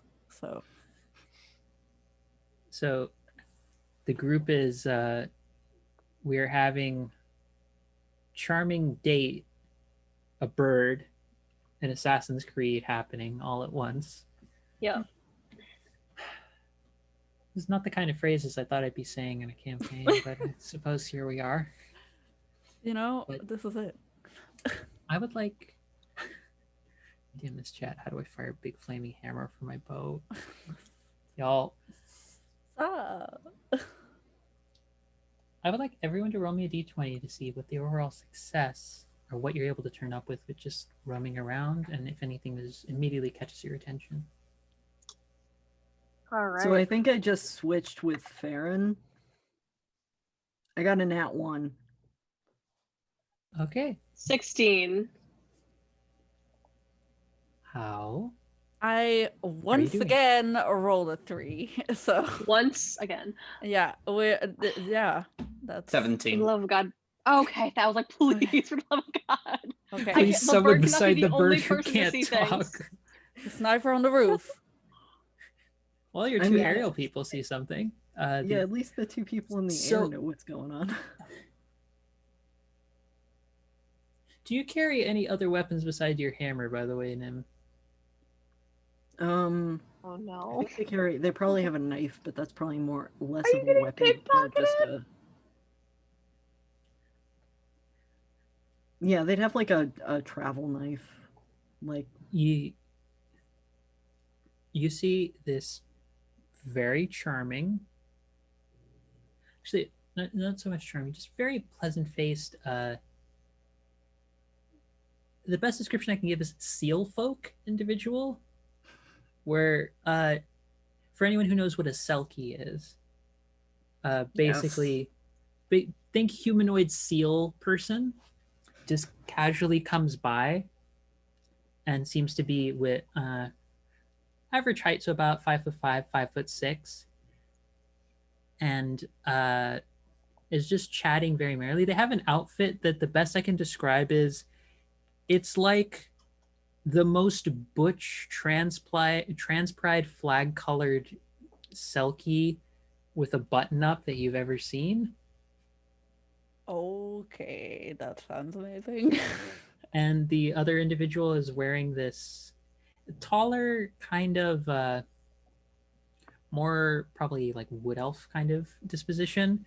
She's about 6 foot tall, sort of long black hair, wearing a long dress with purple and black stripes, a purple, black, and white stripe pattern that also has a little skirt that goes past her waist, long sort of flowy leggings, and they're both chatting very nicely, and they turn towards you and they try and strike up conversation, but how uh, you have another residual fire burp come out kind of loudly from the spice from earlier. Lovely. Awesome. And Nim, you kind of trip when the fire burp happens. You trip from the surprise of how it just kind of stops, Mhm. and some of your gear just falls off of your person, and both of the individuals come and try helping you. yeah, his name is probably just going. It's fine. I got it. It's okay. Thank you though. Really, it's super fine. Well, here's your things back. We're really sorry about that. Looks like your friend might have had too much. Staring in Hal's direction. I'm with a hand in front of my mouth, like very embarrassed, and then when I hear them say had too much, I like true. Heroes, everybody, heroes. Eventually, We know give us exactly time. what we're doing. And the two individuals are like, well, we hope your night carries on really well. What's your, like, both of them sort of turn and like very more silently, more quietly whisper to him, you might want to watch out for your friend. She doesn't look like she can take very much. I'm doing my best. Well, thank you, really. Like the seal folk individual, the very butch trans pride flag selkie, like leans over and is like, really, thank you.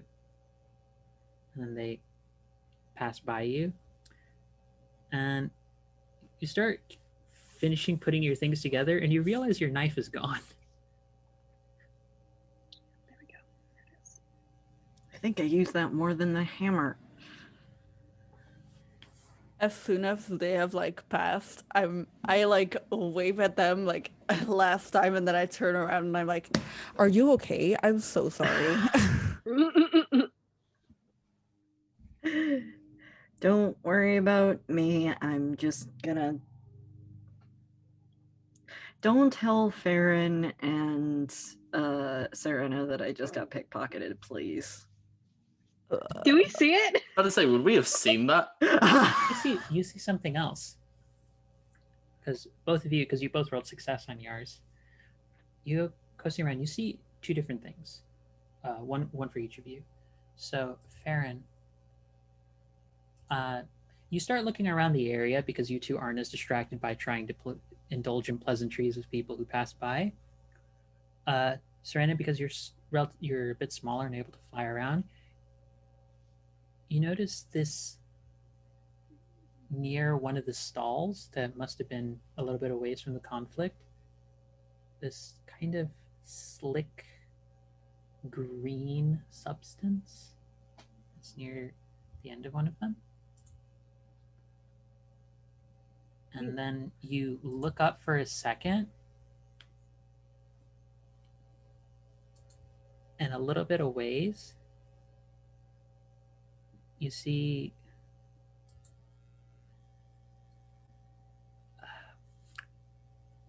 but let me see if that's the best way I can describe it.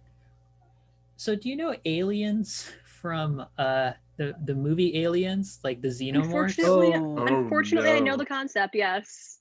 So imagine quadrupedal, more like size for arms and legs, and a longer extended neck.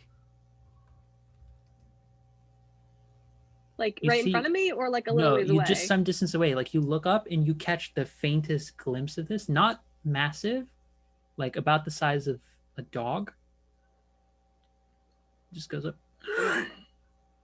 and just like skitters away. Fuck, I'm gonna follow it. And Farron, you see a little bit of ways. There is a figure. You hear what happened over at Serena's, but you also spot, because you have a different vantage point and you're not quite so close to the ground when you're looking through. You see this cloaked figure looking on and sort of like beckon towards the creature. And right before it spots Serena, you saw that it was looking in the direction of the cloaked figure. And when the hand extended out, it looked mostly humanoid in shape, but it looked almost like it was dripping like a tar-like substance. Ew. That's nasty. Nope. Oh god. I'm gonna regret everything. But you're following creature? I'm following. Yeah, but I was like, can I stalk this, like, stalk towards this thing and, like, kind of, like, try and be sneaky? Yes. Roll d20 to see how successful you are. Serena, you are much smaller, so it's a lot easier for you to be sneaky, but you follow behind, and you see some distance out of the city, there's what looks like a small camp of just a couple of caravan have been around together. And there's it looks like there's a campfire there, but the light is strange. It's almost a pinkish glow to it instead of red or orange.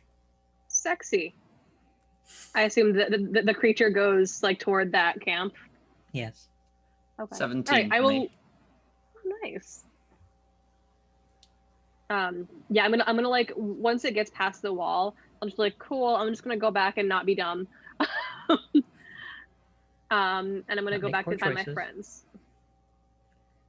But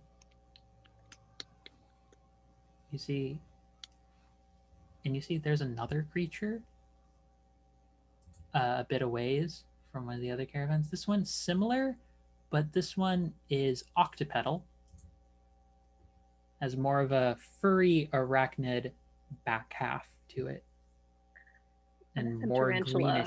greenish tinged skin. Still alien-like, but more greenish tinged skin, furry arachnid bottom half. And you also see another cloaked individual over there, but this one seems to be more hunched over.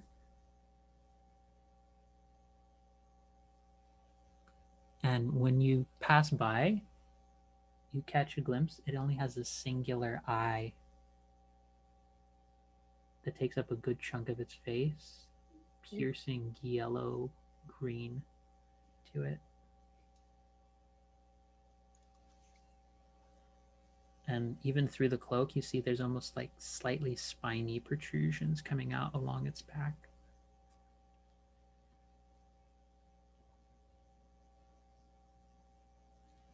Farron, you follow, and you are able to overhear as this individual gets closer to that caravan. You don't get too close to where you're like, there's any danger of you being caught because you rolled success. You just like, you get near the edges and you overhear this individual talking with another cloaked one. Chaos has been sown. More of it will be caused. And soon the primeval garden will follow.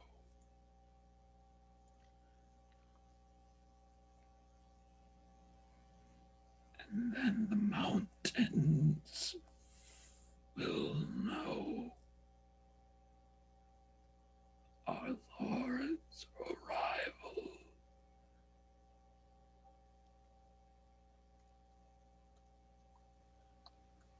Okay. So, upon hearing the words primeval garden, Farron's response is literally to say out loud, because yes, I did roll for it and I rolled an 8. So, just goes, what the fuck? So, While this is happening, like a bird just kind of like shows up by like Hal and Nim, like right in front of them, and it's like tugging on their hair in the direction of the outer walls. Farron, Well, I'm not getting that knife back. Farron, I give you a choice. Do you want something about your position to be compromised? Or something about your friend's position to be compromised? Ooh. Yeah, there is a bird actively tugging at someone's hair, like right below you.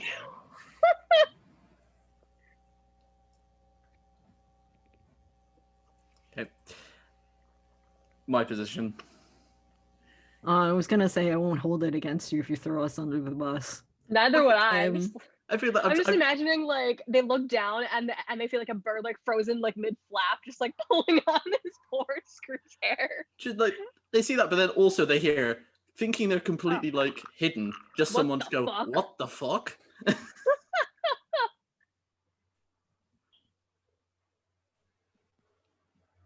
You see both of the cloaked figures, just their heads begin to turn upwards.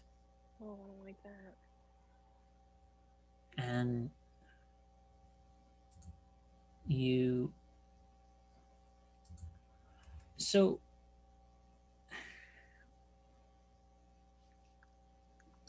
I think Jen made the comparison when we were chatting before stream started of, what was it, the gaping dragon? From Dark I don't Souls. like where this. I don't like where this is going. I really don't. I would like to rescind that immediately. So, it's for anyone who would like to have a sense of just what the face of this creature is. It's a gaping dragon, isn't it? No, it looks as though the face is mostly humanoid, but it's like a mask of tar that's split right down the middle, so it has a sort of like gaping maw kind of like look to it. Like it's like a mouth that's opened up. Love to I gape. like that. I don't like that. I don't like. Okay. They both like point their finger up to you, Farron, Mm-hmm. and you hear in your head,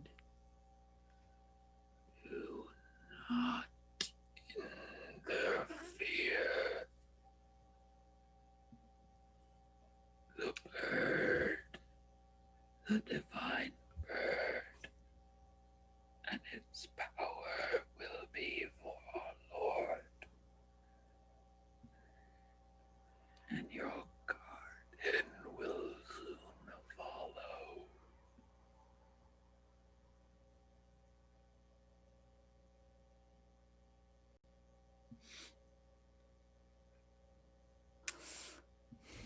am I just going to run or am I going to shoot them? Your call, buddy. They're not making any hostile action towards you. They're just like, they've seen you.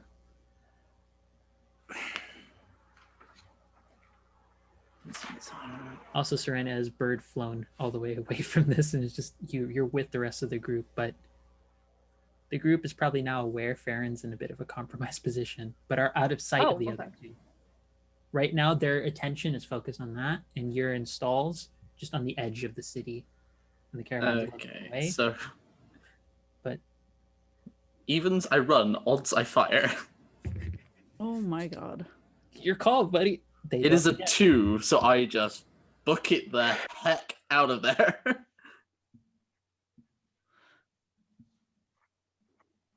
Thank you.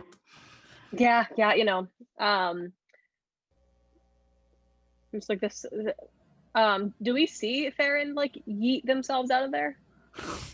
Pretty much. You just Okay. see them booking it across the rooftops. Do we see the two? The figures seem to be walking away from the city back to their caravan. Okay. I'm gonna like tug Nim and Hauser like toward the way that Farron went. Is Farron running in any specific direction or just away? Well, let Farron decide that one. But kind of just back the way he came, trying to make sure he's not being followed. And they're getting across the rooftops pretty easily. But yeah, there's just these creatures. Back to the place with the grandma. Mm-hmm. Back to grandma's house, guys. Awesome. Yeah, I just keep Farron in my sights and just run along. I will like act as the navigator for the two on the ground and just kind of like weave our way through the streets and following Farron. The birdigator. The birdigator, yes. The Wow. Wow. Wow. GPS, you know. Okay. Yeah, just like Nim would follow if everyone heads back. I'll just like debird and just like be like, y'all, what the heck? Yeah, Bird. Yeah, but what was that? What was going on there? Well, I know where they're camped, but I get the feeling that Farron knows what they are. I don't know what the fuck they are. They're just terrifying. Do any of you have paper? I do have paper, scraps, or parchment. Cool. I just like shove one at Farron, draw. And I also get to work trying to draw like the little creature that I saw. Yeah, also the second one you saw, if the first one was more like kind of like smaller than a golden retriever, this one was more big boof category of dog, like the kinds of dogs that like to like think that they're a tiny dog and climb onto your lap and give you a hug. Every dog is a lap dog. That's all I'm saying. Mm-hmm.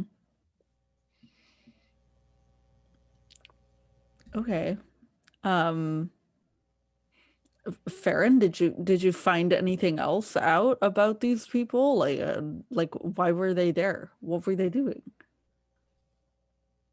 Apparently they're trying to sow chaos so that they can, by the sounds of it, they're trying to collect as much power from the world as they can, which includes the primeval garden and the divine bird.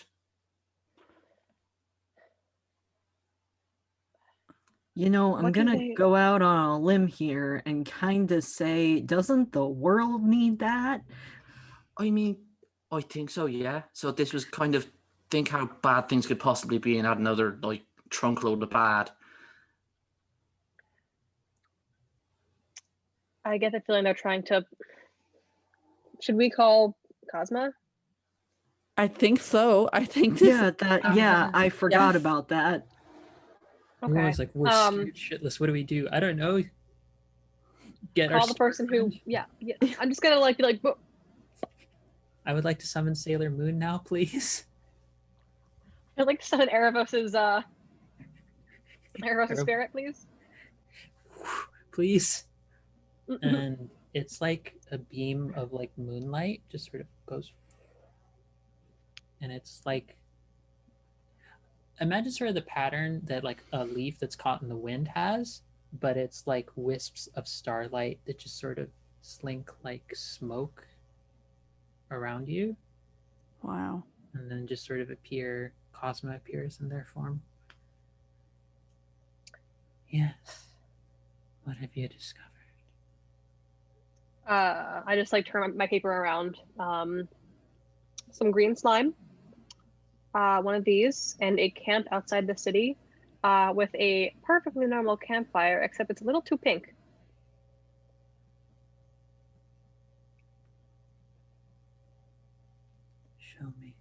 Show me your picture. And then sort of looks at it.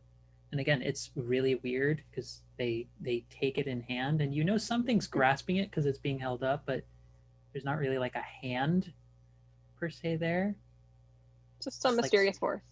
Yes. Perhaps the hand of a mage. A mage hand. Damn it. I was like, where are you going with? Yep. There it is. Yep, that's There we go. There we go. That's the proper reactioniness. Yep. But I have not seen or heard of such beings.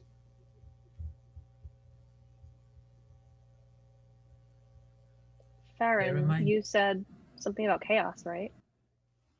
Yeah, they were talking about chaos a lot. Such You said that they were going to go after the primeval garden, Primeval garden. and then the divine bird somehow. And we're talking about their lord a lot.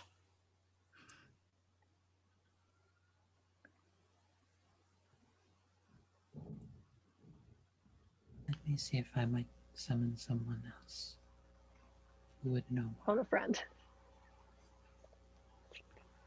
And you I- see them. Uh-huh. Yeah, you go. I look to Farron and I say, just the primeval garden. Why there? I mean, it's a pretty remarkable place. It's kind of the boundless bounty of nature, so it kind of makes sense for them to want to destroy it. And a bit of a doesn't it have a like a relatively thin veil between the garden and the land of the Fae? Yes. And this is something that definitely Farron might know, and Serena would definitely know.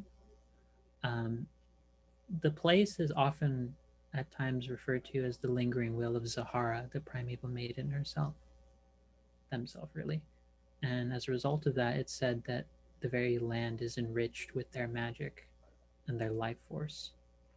And there is said to be perhaps even a temple. It's just a story, the way a lot of people tell stories about the area, but there is a story at times shared among people of a temple said to be placed in reverence to Zahara that is host to quite a lot of power when it comes to planar traversal. And it's also common knowledge that when the cycle begins to end, the boundaries between the planes become ever thinner, which means many things can step through, godly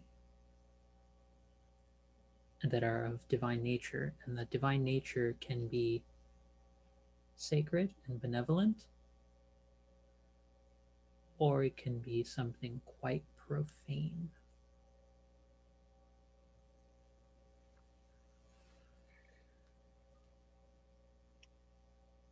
Well, Are Serena and Farron relaying this? yes. Yeah. Nah, I think we'll keep it for ourselves.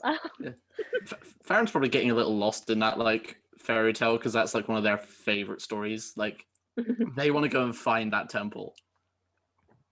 We'll It's- find it one day. Nim's just like that'd be really cute if we were in a lot of trouble right now. Um,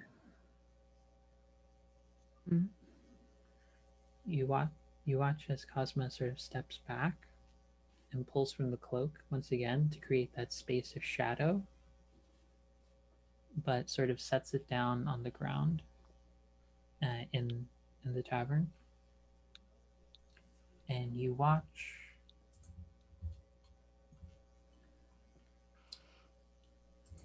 as another being slowly forms out of it. This one, it's as if a black hole gained a corporeal form, just like a manifestation of the void of space. Remember to remain 6 feet away from everybody else on the street. Remember, everyone, social distancing, even from emissaries of the plains. We need to be safe know. during these times. But the individual, they speak in a tone that reverberates, and it is not of an intelligible speaking pattern. It is like the reverberation of the deepest cave, the deepest of voices and sounds of creation itself. It is like the vastness of space gains sound that is cold, deep, and resonant. But Cosmo seems to understand this and says, "Do not worry, do not fear. This is Alia. They are the emissary to the consuming void.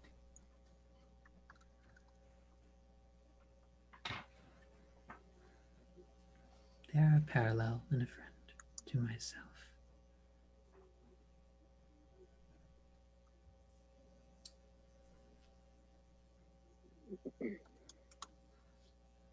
From what they gather, there are some things this could be. Perhaps an elder being banished to the very depths of the astral sea. Perhaps a long forgotten being banished to the plains of shadow.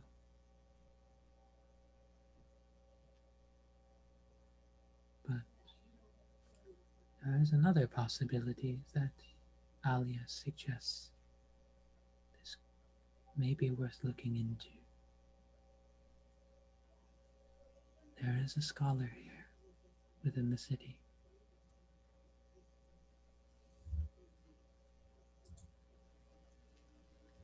He bears the name Teleris.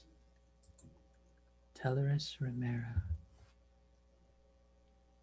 He is an old elf. Lived for almost 9 centuries. And he has seen a few kindlings pass. Perhaps he would have more information.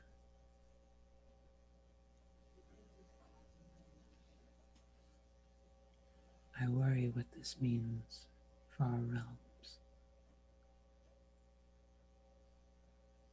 Well, if we do our jobs, hopefully we can put that worry to rest for all of us.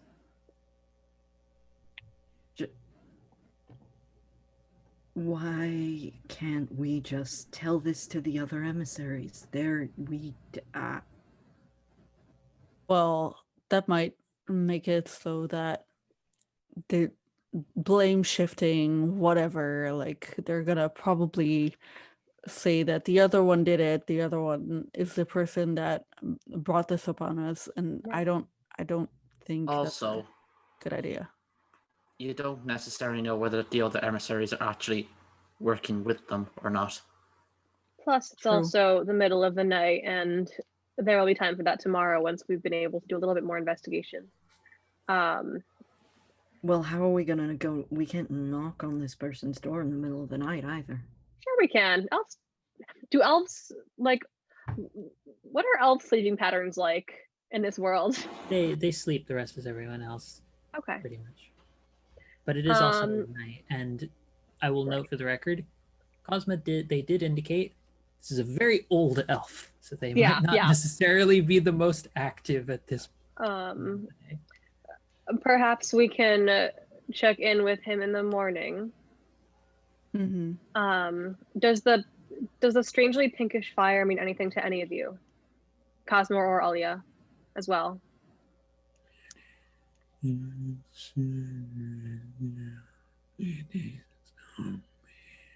Hear that weird, unintelligible, deep speech spoken, and Cosma indicates, I'm worried as well, but I don't think you should have faith in them more.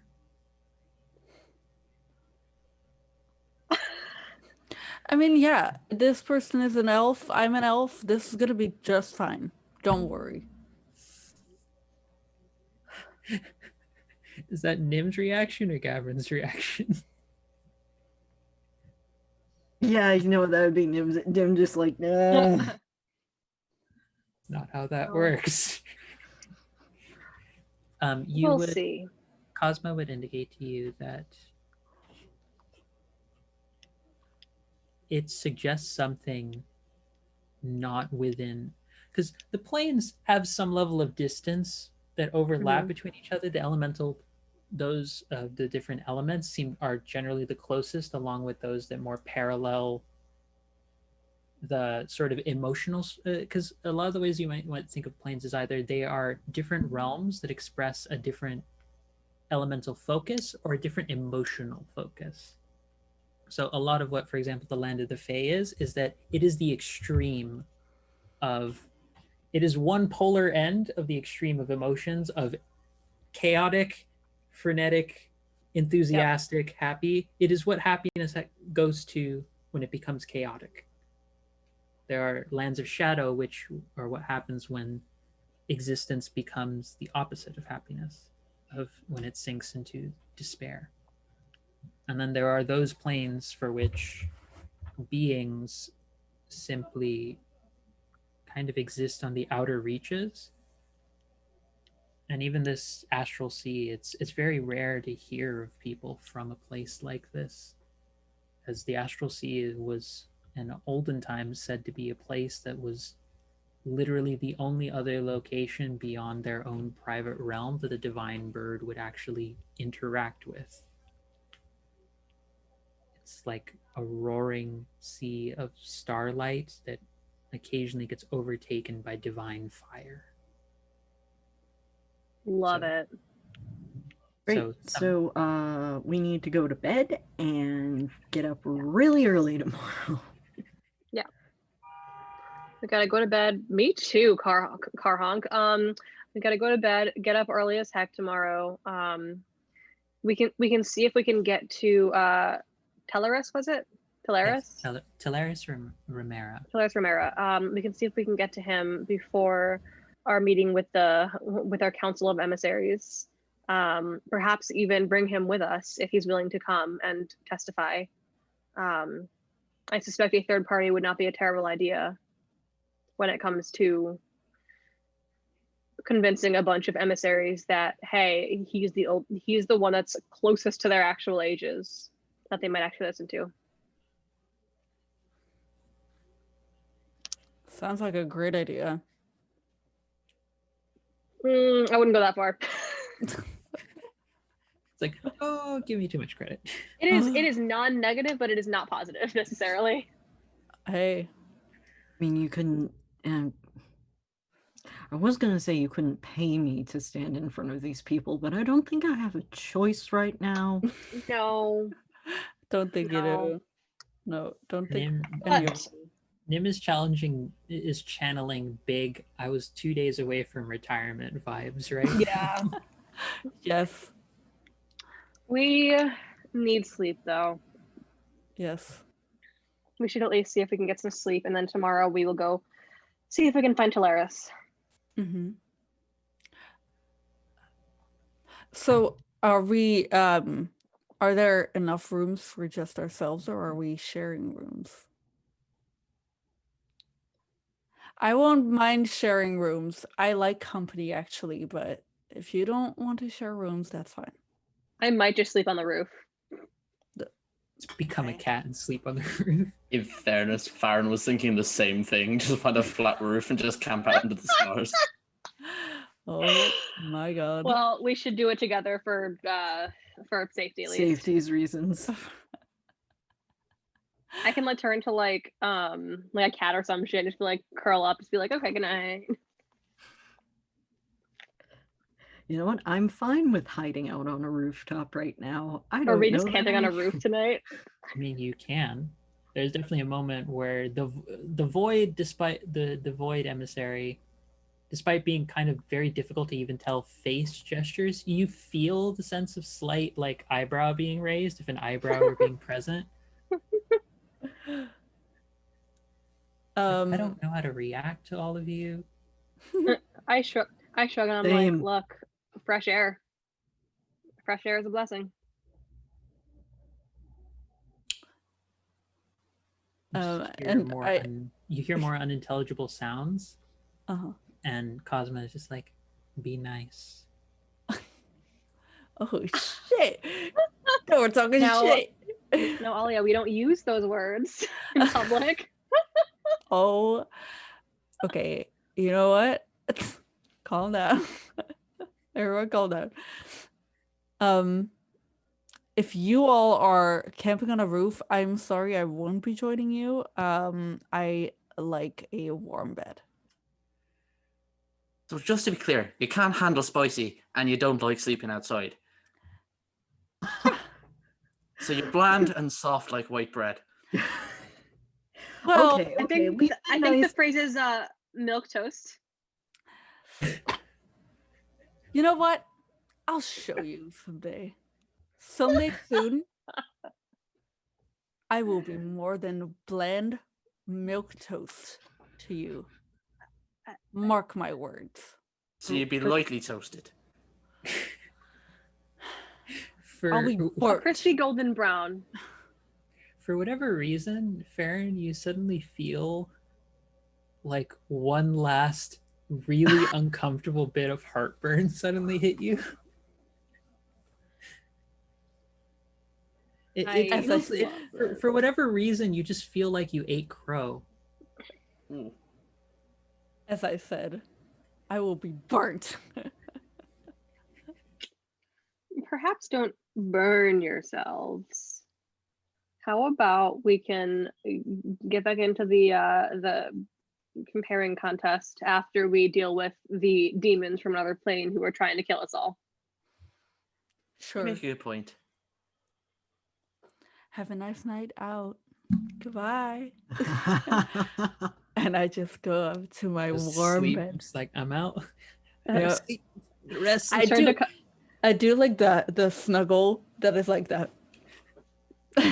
You do the full meme picture of Homer Simpson wrapped up in like Oh my 6 God. bandages, just Yes. Yes. That's exactly what I'm doing. it's I by the way for turn- everyone. Oh, sorry, good. Jen. Go ahead, go. No, it's like for everyone else. If you are actually sleeping out, it's a cold night. It's uncomfortable. I There's can- a slight wind. I have some good news in that I can just turn into a very large dog and everyone can cuddle in. Also, like, Farron's used to sleeping outside, so Yeah, so Cuddle, this doesn't cuddle. bother Farron that much. kind of like wraps into his jacket a bit more. It's like, this is fine.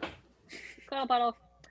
I also want to turn to Cosmo real quick and just be like, we will try and get some more information by tomorrow. I turn to Alia and I'm just like, thank you for your wisdom and your insight into this matter. I give him like a little bow thing. The form just shifts ever so slightly, and then it's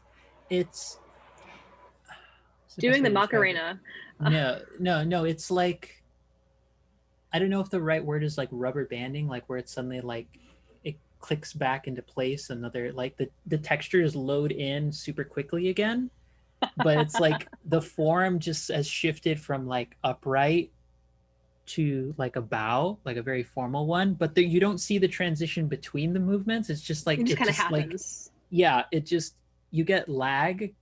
You have the literal manifestation of lag. It just kicks in and then just sort of is like this, and then it's just like full bow already. But you didn't see the in between. It's very unnerving. I love it. I love that. So many wives. Don't talk to me or my wife, the literal void, ever again. Don't talk to me Yes. or my wife, my husband, and my wife ever again. Oh my god. The token Let's husband. not forget spouse of indeterminate gender. Yep. But the party is able to rest. Your health goes back to your full 10. Yay. And with it being the time that it is, that is where we will cut off our session for today to give us enough time to do our outros and everything. But thank you everybody who took some time to check in and watch us go through various genres of food-related hijinks and comedy, political intrigue with trying to negotiate with emissaries, cosmic horror for a couple of seconds, and investigative at night on the town that turned into romantic comedy moment, and then being stolen from. But you know that's minor. Petty theft. That's a thing. We don't talk about that. Oh, and the Oh, we just did. What are you talking about? I'm fine. I didn't lose anything. Huh?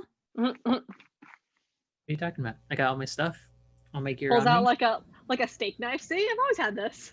You think that's a knife? This is a knife. That's not a knife. It's a spoon. I see you've played What do Knife you- and Spoony before. So What do you got? A knife! no. No. Speaks to the emissary of the void. What do you have there? The void. No. Oh. But it's not even the void. It's fucking. Anyways, we're getting off track. Yeah.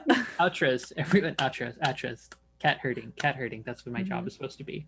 For anyone who'd like to go, just name, pronouns, name who you played, and where we can find you all, or any sort of projects that you're involved with. What can we do to shout you out or come check you out in other work? So, someone who wants to be the first initiator of self hype. Oh, me. Hi, Me, it's me, Inez. me. Go. Yes. Hi. It is me, your friend Inez. Yes, I am your friend. I am now. Yes, I am. Don't say I'm not. I am. So yeah. Hi. You have been watching me play How. And yeah, very chaotic tonight. Very much on the hot breath. But you know, other than that, very, very okay. Where you can find me everywhere on the internet at NS666 or put an underscore behind it. You know what? Just look it up. The username was left for me. It's fine. You can find me. It's cool. You can find me pretty soon. I hope I'm gonna start streaming again. On NS666 on Twitch, and I do variety streams. I do makeup. I play games. I sometimes sit and chat and have a good time with you. And yeah, Twitter is where I hang out most. So you can find me there most. And other than that, that's it. I love you. Stay safe. Sure. Hi guys. I am Jen, pronouns she, her. You have been watching me play the very, very strange and personality still developing Serena, our lovely naturalist. Yeah, my fun fact, my preferred way to develop a character is play it and see what comes out. But I can be found on Twitter at Jenbirb, JIENBIRB. not Fireburb, just Jedburb. Fireburb is But me. Fireburb is there. I normally play on Saturday nights on twitch.tv/plot hunters, an all POC D&D group. It is a delightful time. The other games that I play are all either in person or private. I'm not much of a streaming kind of gal yet, but give me time, I'll get there. I'm working on it. We'll see. But yeah, that's me. I'm Trash. I play a bunch of TTRPGs. Next up. You Why are don't you follow the not. You are not trash? trash. You're amazing. Oh, that's sweet. I'll go next. Everyone, I have been Jace, pronouns are they, them, and I play the spicy and sassy Farron. And you can find me on Instagram, Twitter, and TikTok at AceTrainerJace. Current thing I'm working on is actually basically running my homebrew world still in 5e, which I'm going to transfer to Quest at some point. Don't know when. There's a lot going on with it right now. The world is kind of ending. But feel like seeing the chaos that is that game, the link to it is in my TikTok bio. And last but not least, Caprin. After I find the unmute button. Takes a while. Hi, I'm Gabrin, AR, and I play Nim, they, them. You can find me on Twitter at Styrlaidre, that's SYRLAIDRE. It's about the only thing I can actually spell accurately. And on Twitch at Keldy, that's KELDI twice. And most of what else I do, I draw. I try to play calming streams, so think Journey. And I do most announcements for when I do commissions on Twitter. So if you follow me there, you'll be able to find me elsewhere. Excellent. And hello there, everyone. I am the initiator of cosmic horror, romantic comedy, and any other elements of chaos that has happened during this session that was not provided by my players. Hi, I'm Angela, otherwise known as Phoenix24FM on Twitter, or the Philosophem on Patreon, where you can find my poems and professional writing through either there or also on Art for Ourselves, which is an all QTPOC online publication where I've posted various essays. And also you can go look over at Disability Rights Washington, which has several of my blog posts where I talk a lot about disability, trans identity, and especially a lot about madness, because I am someone who self-identifies as a crazy person, and it leads to a lot of interesting conversations and perspectives on basically everything about racial identity, transness, existence, structural fuckery, and all of that. It's weird times, everyone, but also weird, so it works. You can catch me here helping be the facilitator of chaos, the guide, the cosmic horror initiate, whatever other term we shall find for my GMing role here. And you can also catch me alternatively on Thursdays, either over on Utopia for their palette and their one-shot series, or over on All Nerds Here, where I also am doing one-shot series, where this Thursday I'm going to be playing in the start of a 2-part short shot of Dragon Hearts, which is basically, hey, do you want to play Firebrands, but you want to be able to smooch shape-shifting dragons? Here's your game. So that's going to be me. I get to be Gay Dragon. The dream is alive, and it's being fulfilled in such good ways. But I'm also a musician for hire, so if you're looking for some sort of musical piece for either your TTRPG campaign, your website, or just your stream, hit me up. I also do commissions for that as well. I do a lot of different things. I lose track of most of them. That should cover all of it. Also trying to work on a game again. It's been a while since I touched it, but trying to make a little game inspired by For the Queen and the Winnie the Pooh movie, The Search for Christopher Robin. So that is me. So I believe that will be everything. I don't know if we're rating anyone in particular after this, but that is it for... Oh, wonderful. Producers give me the okay. So thank you everyone for tuning in. Please join us next week in return as our group deals with the aftermath of just whatever they seem to have stumbled upon and might be affecting their lives more than they realize in the future. So, yeah, we'll tune in. Thank you so much for joining us here at Heroes Without Limits, and we'll see you next week. Love you all. Take care. Stay safe. Hydrate. Meds. Stretch and all that. We love you. Take care, everybody. All the things. Goodbye. Bye. Bye.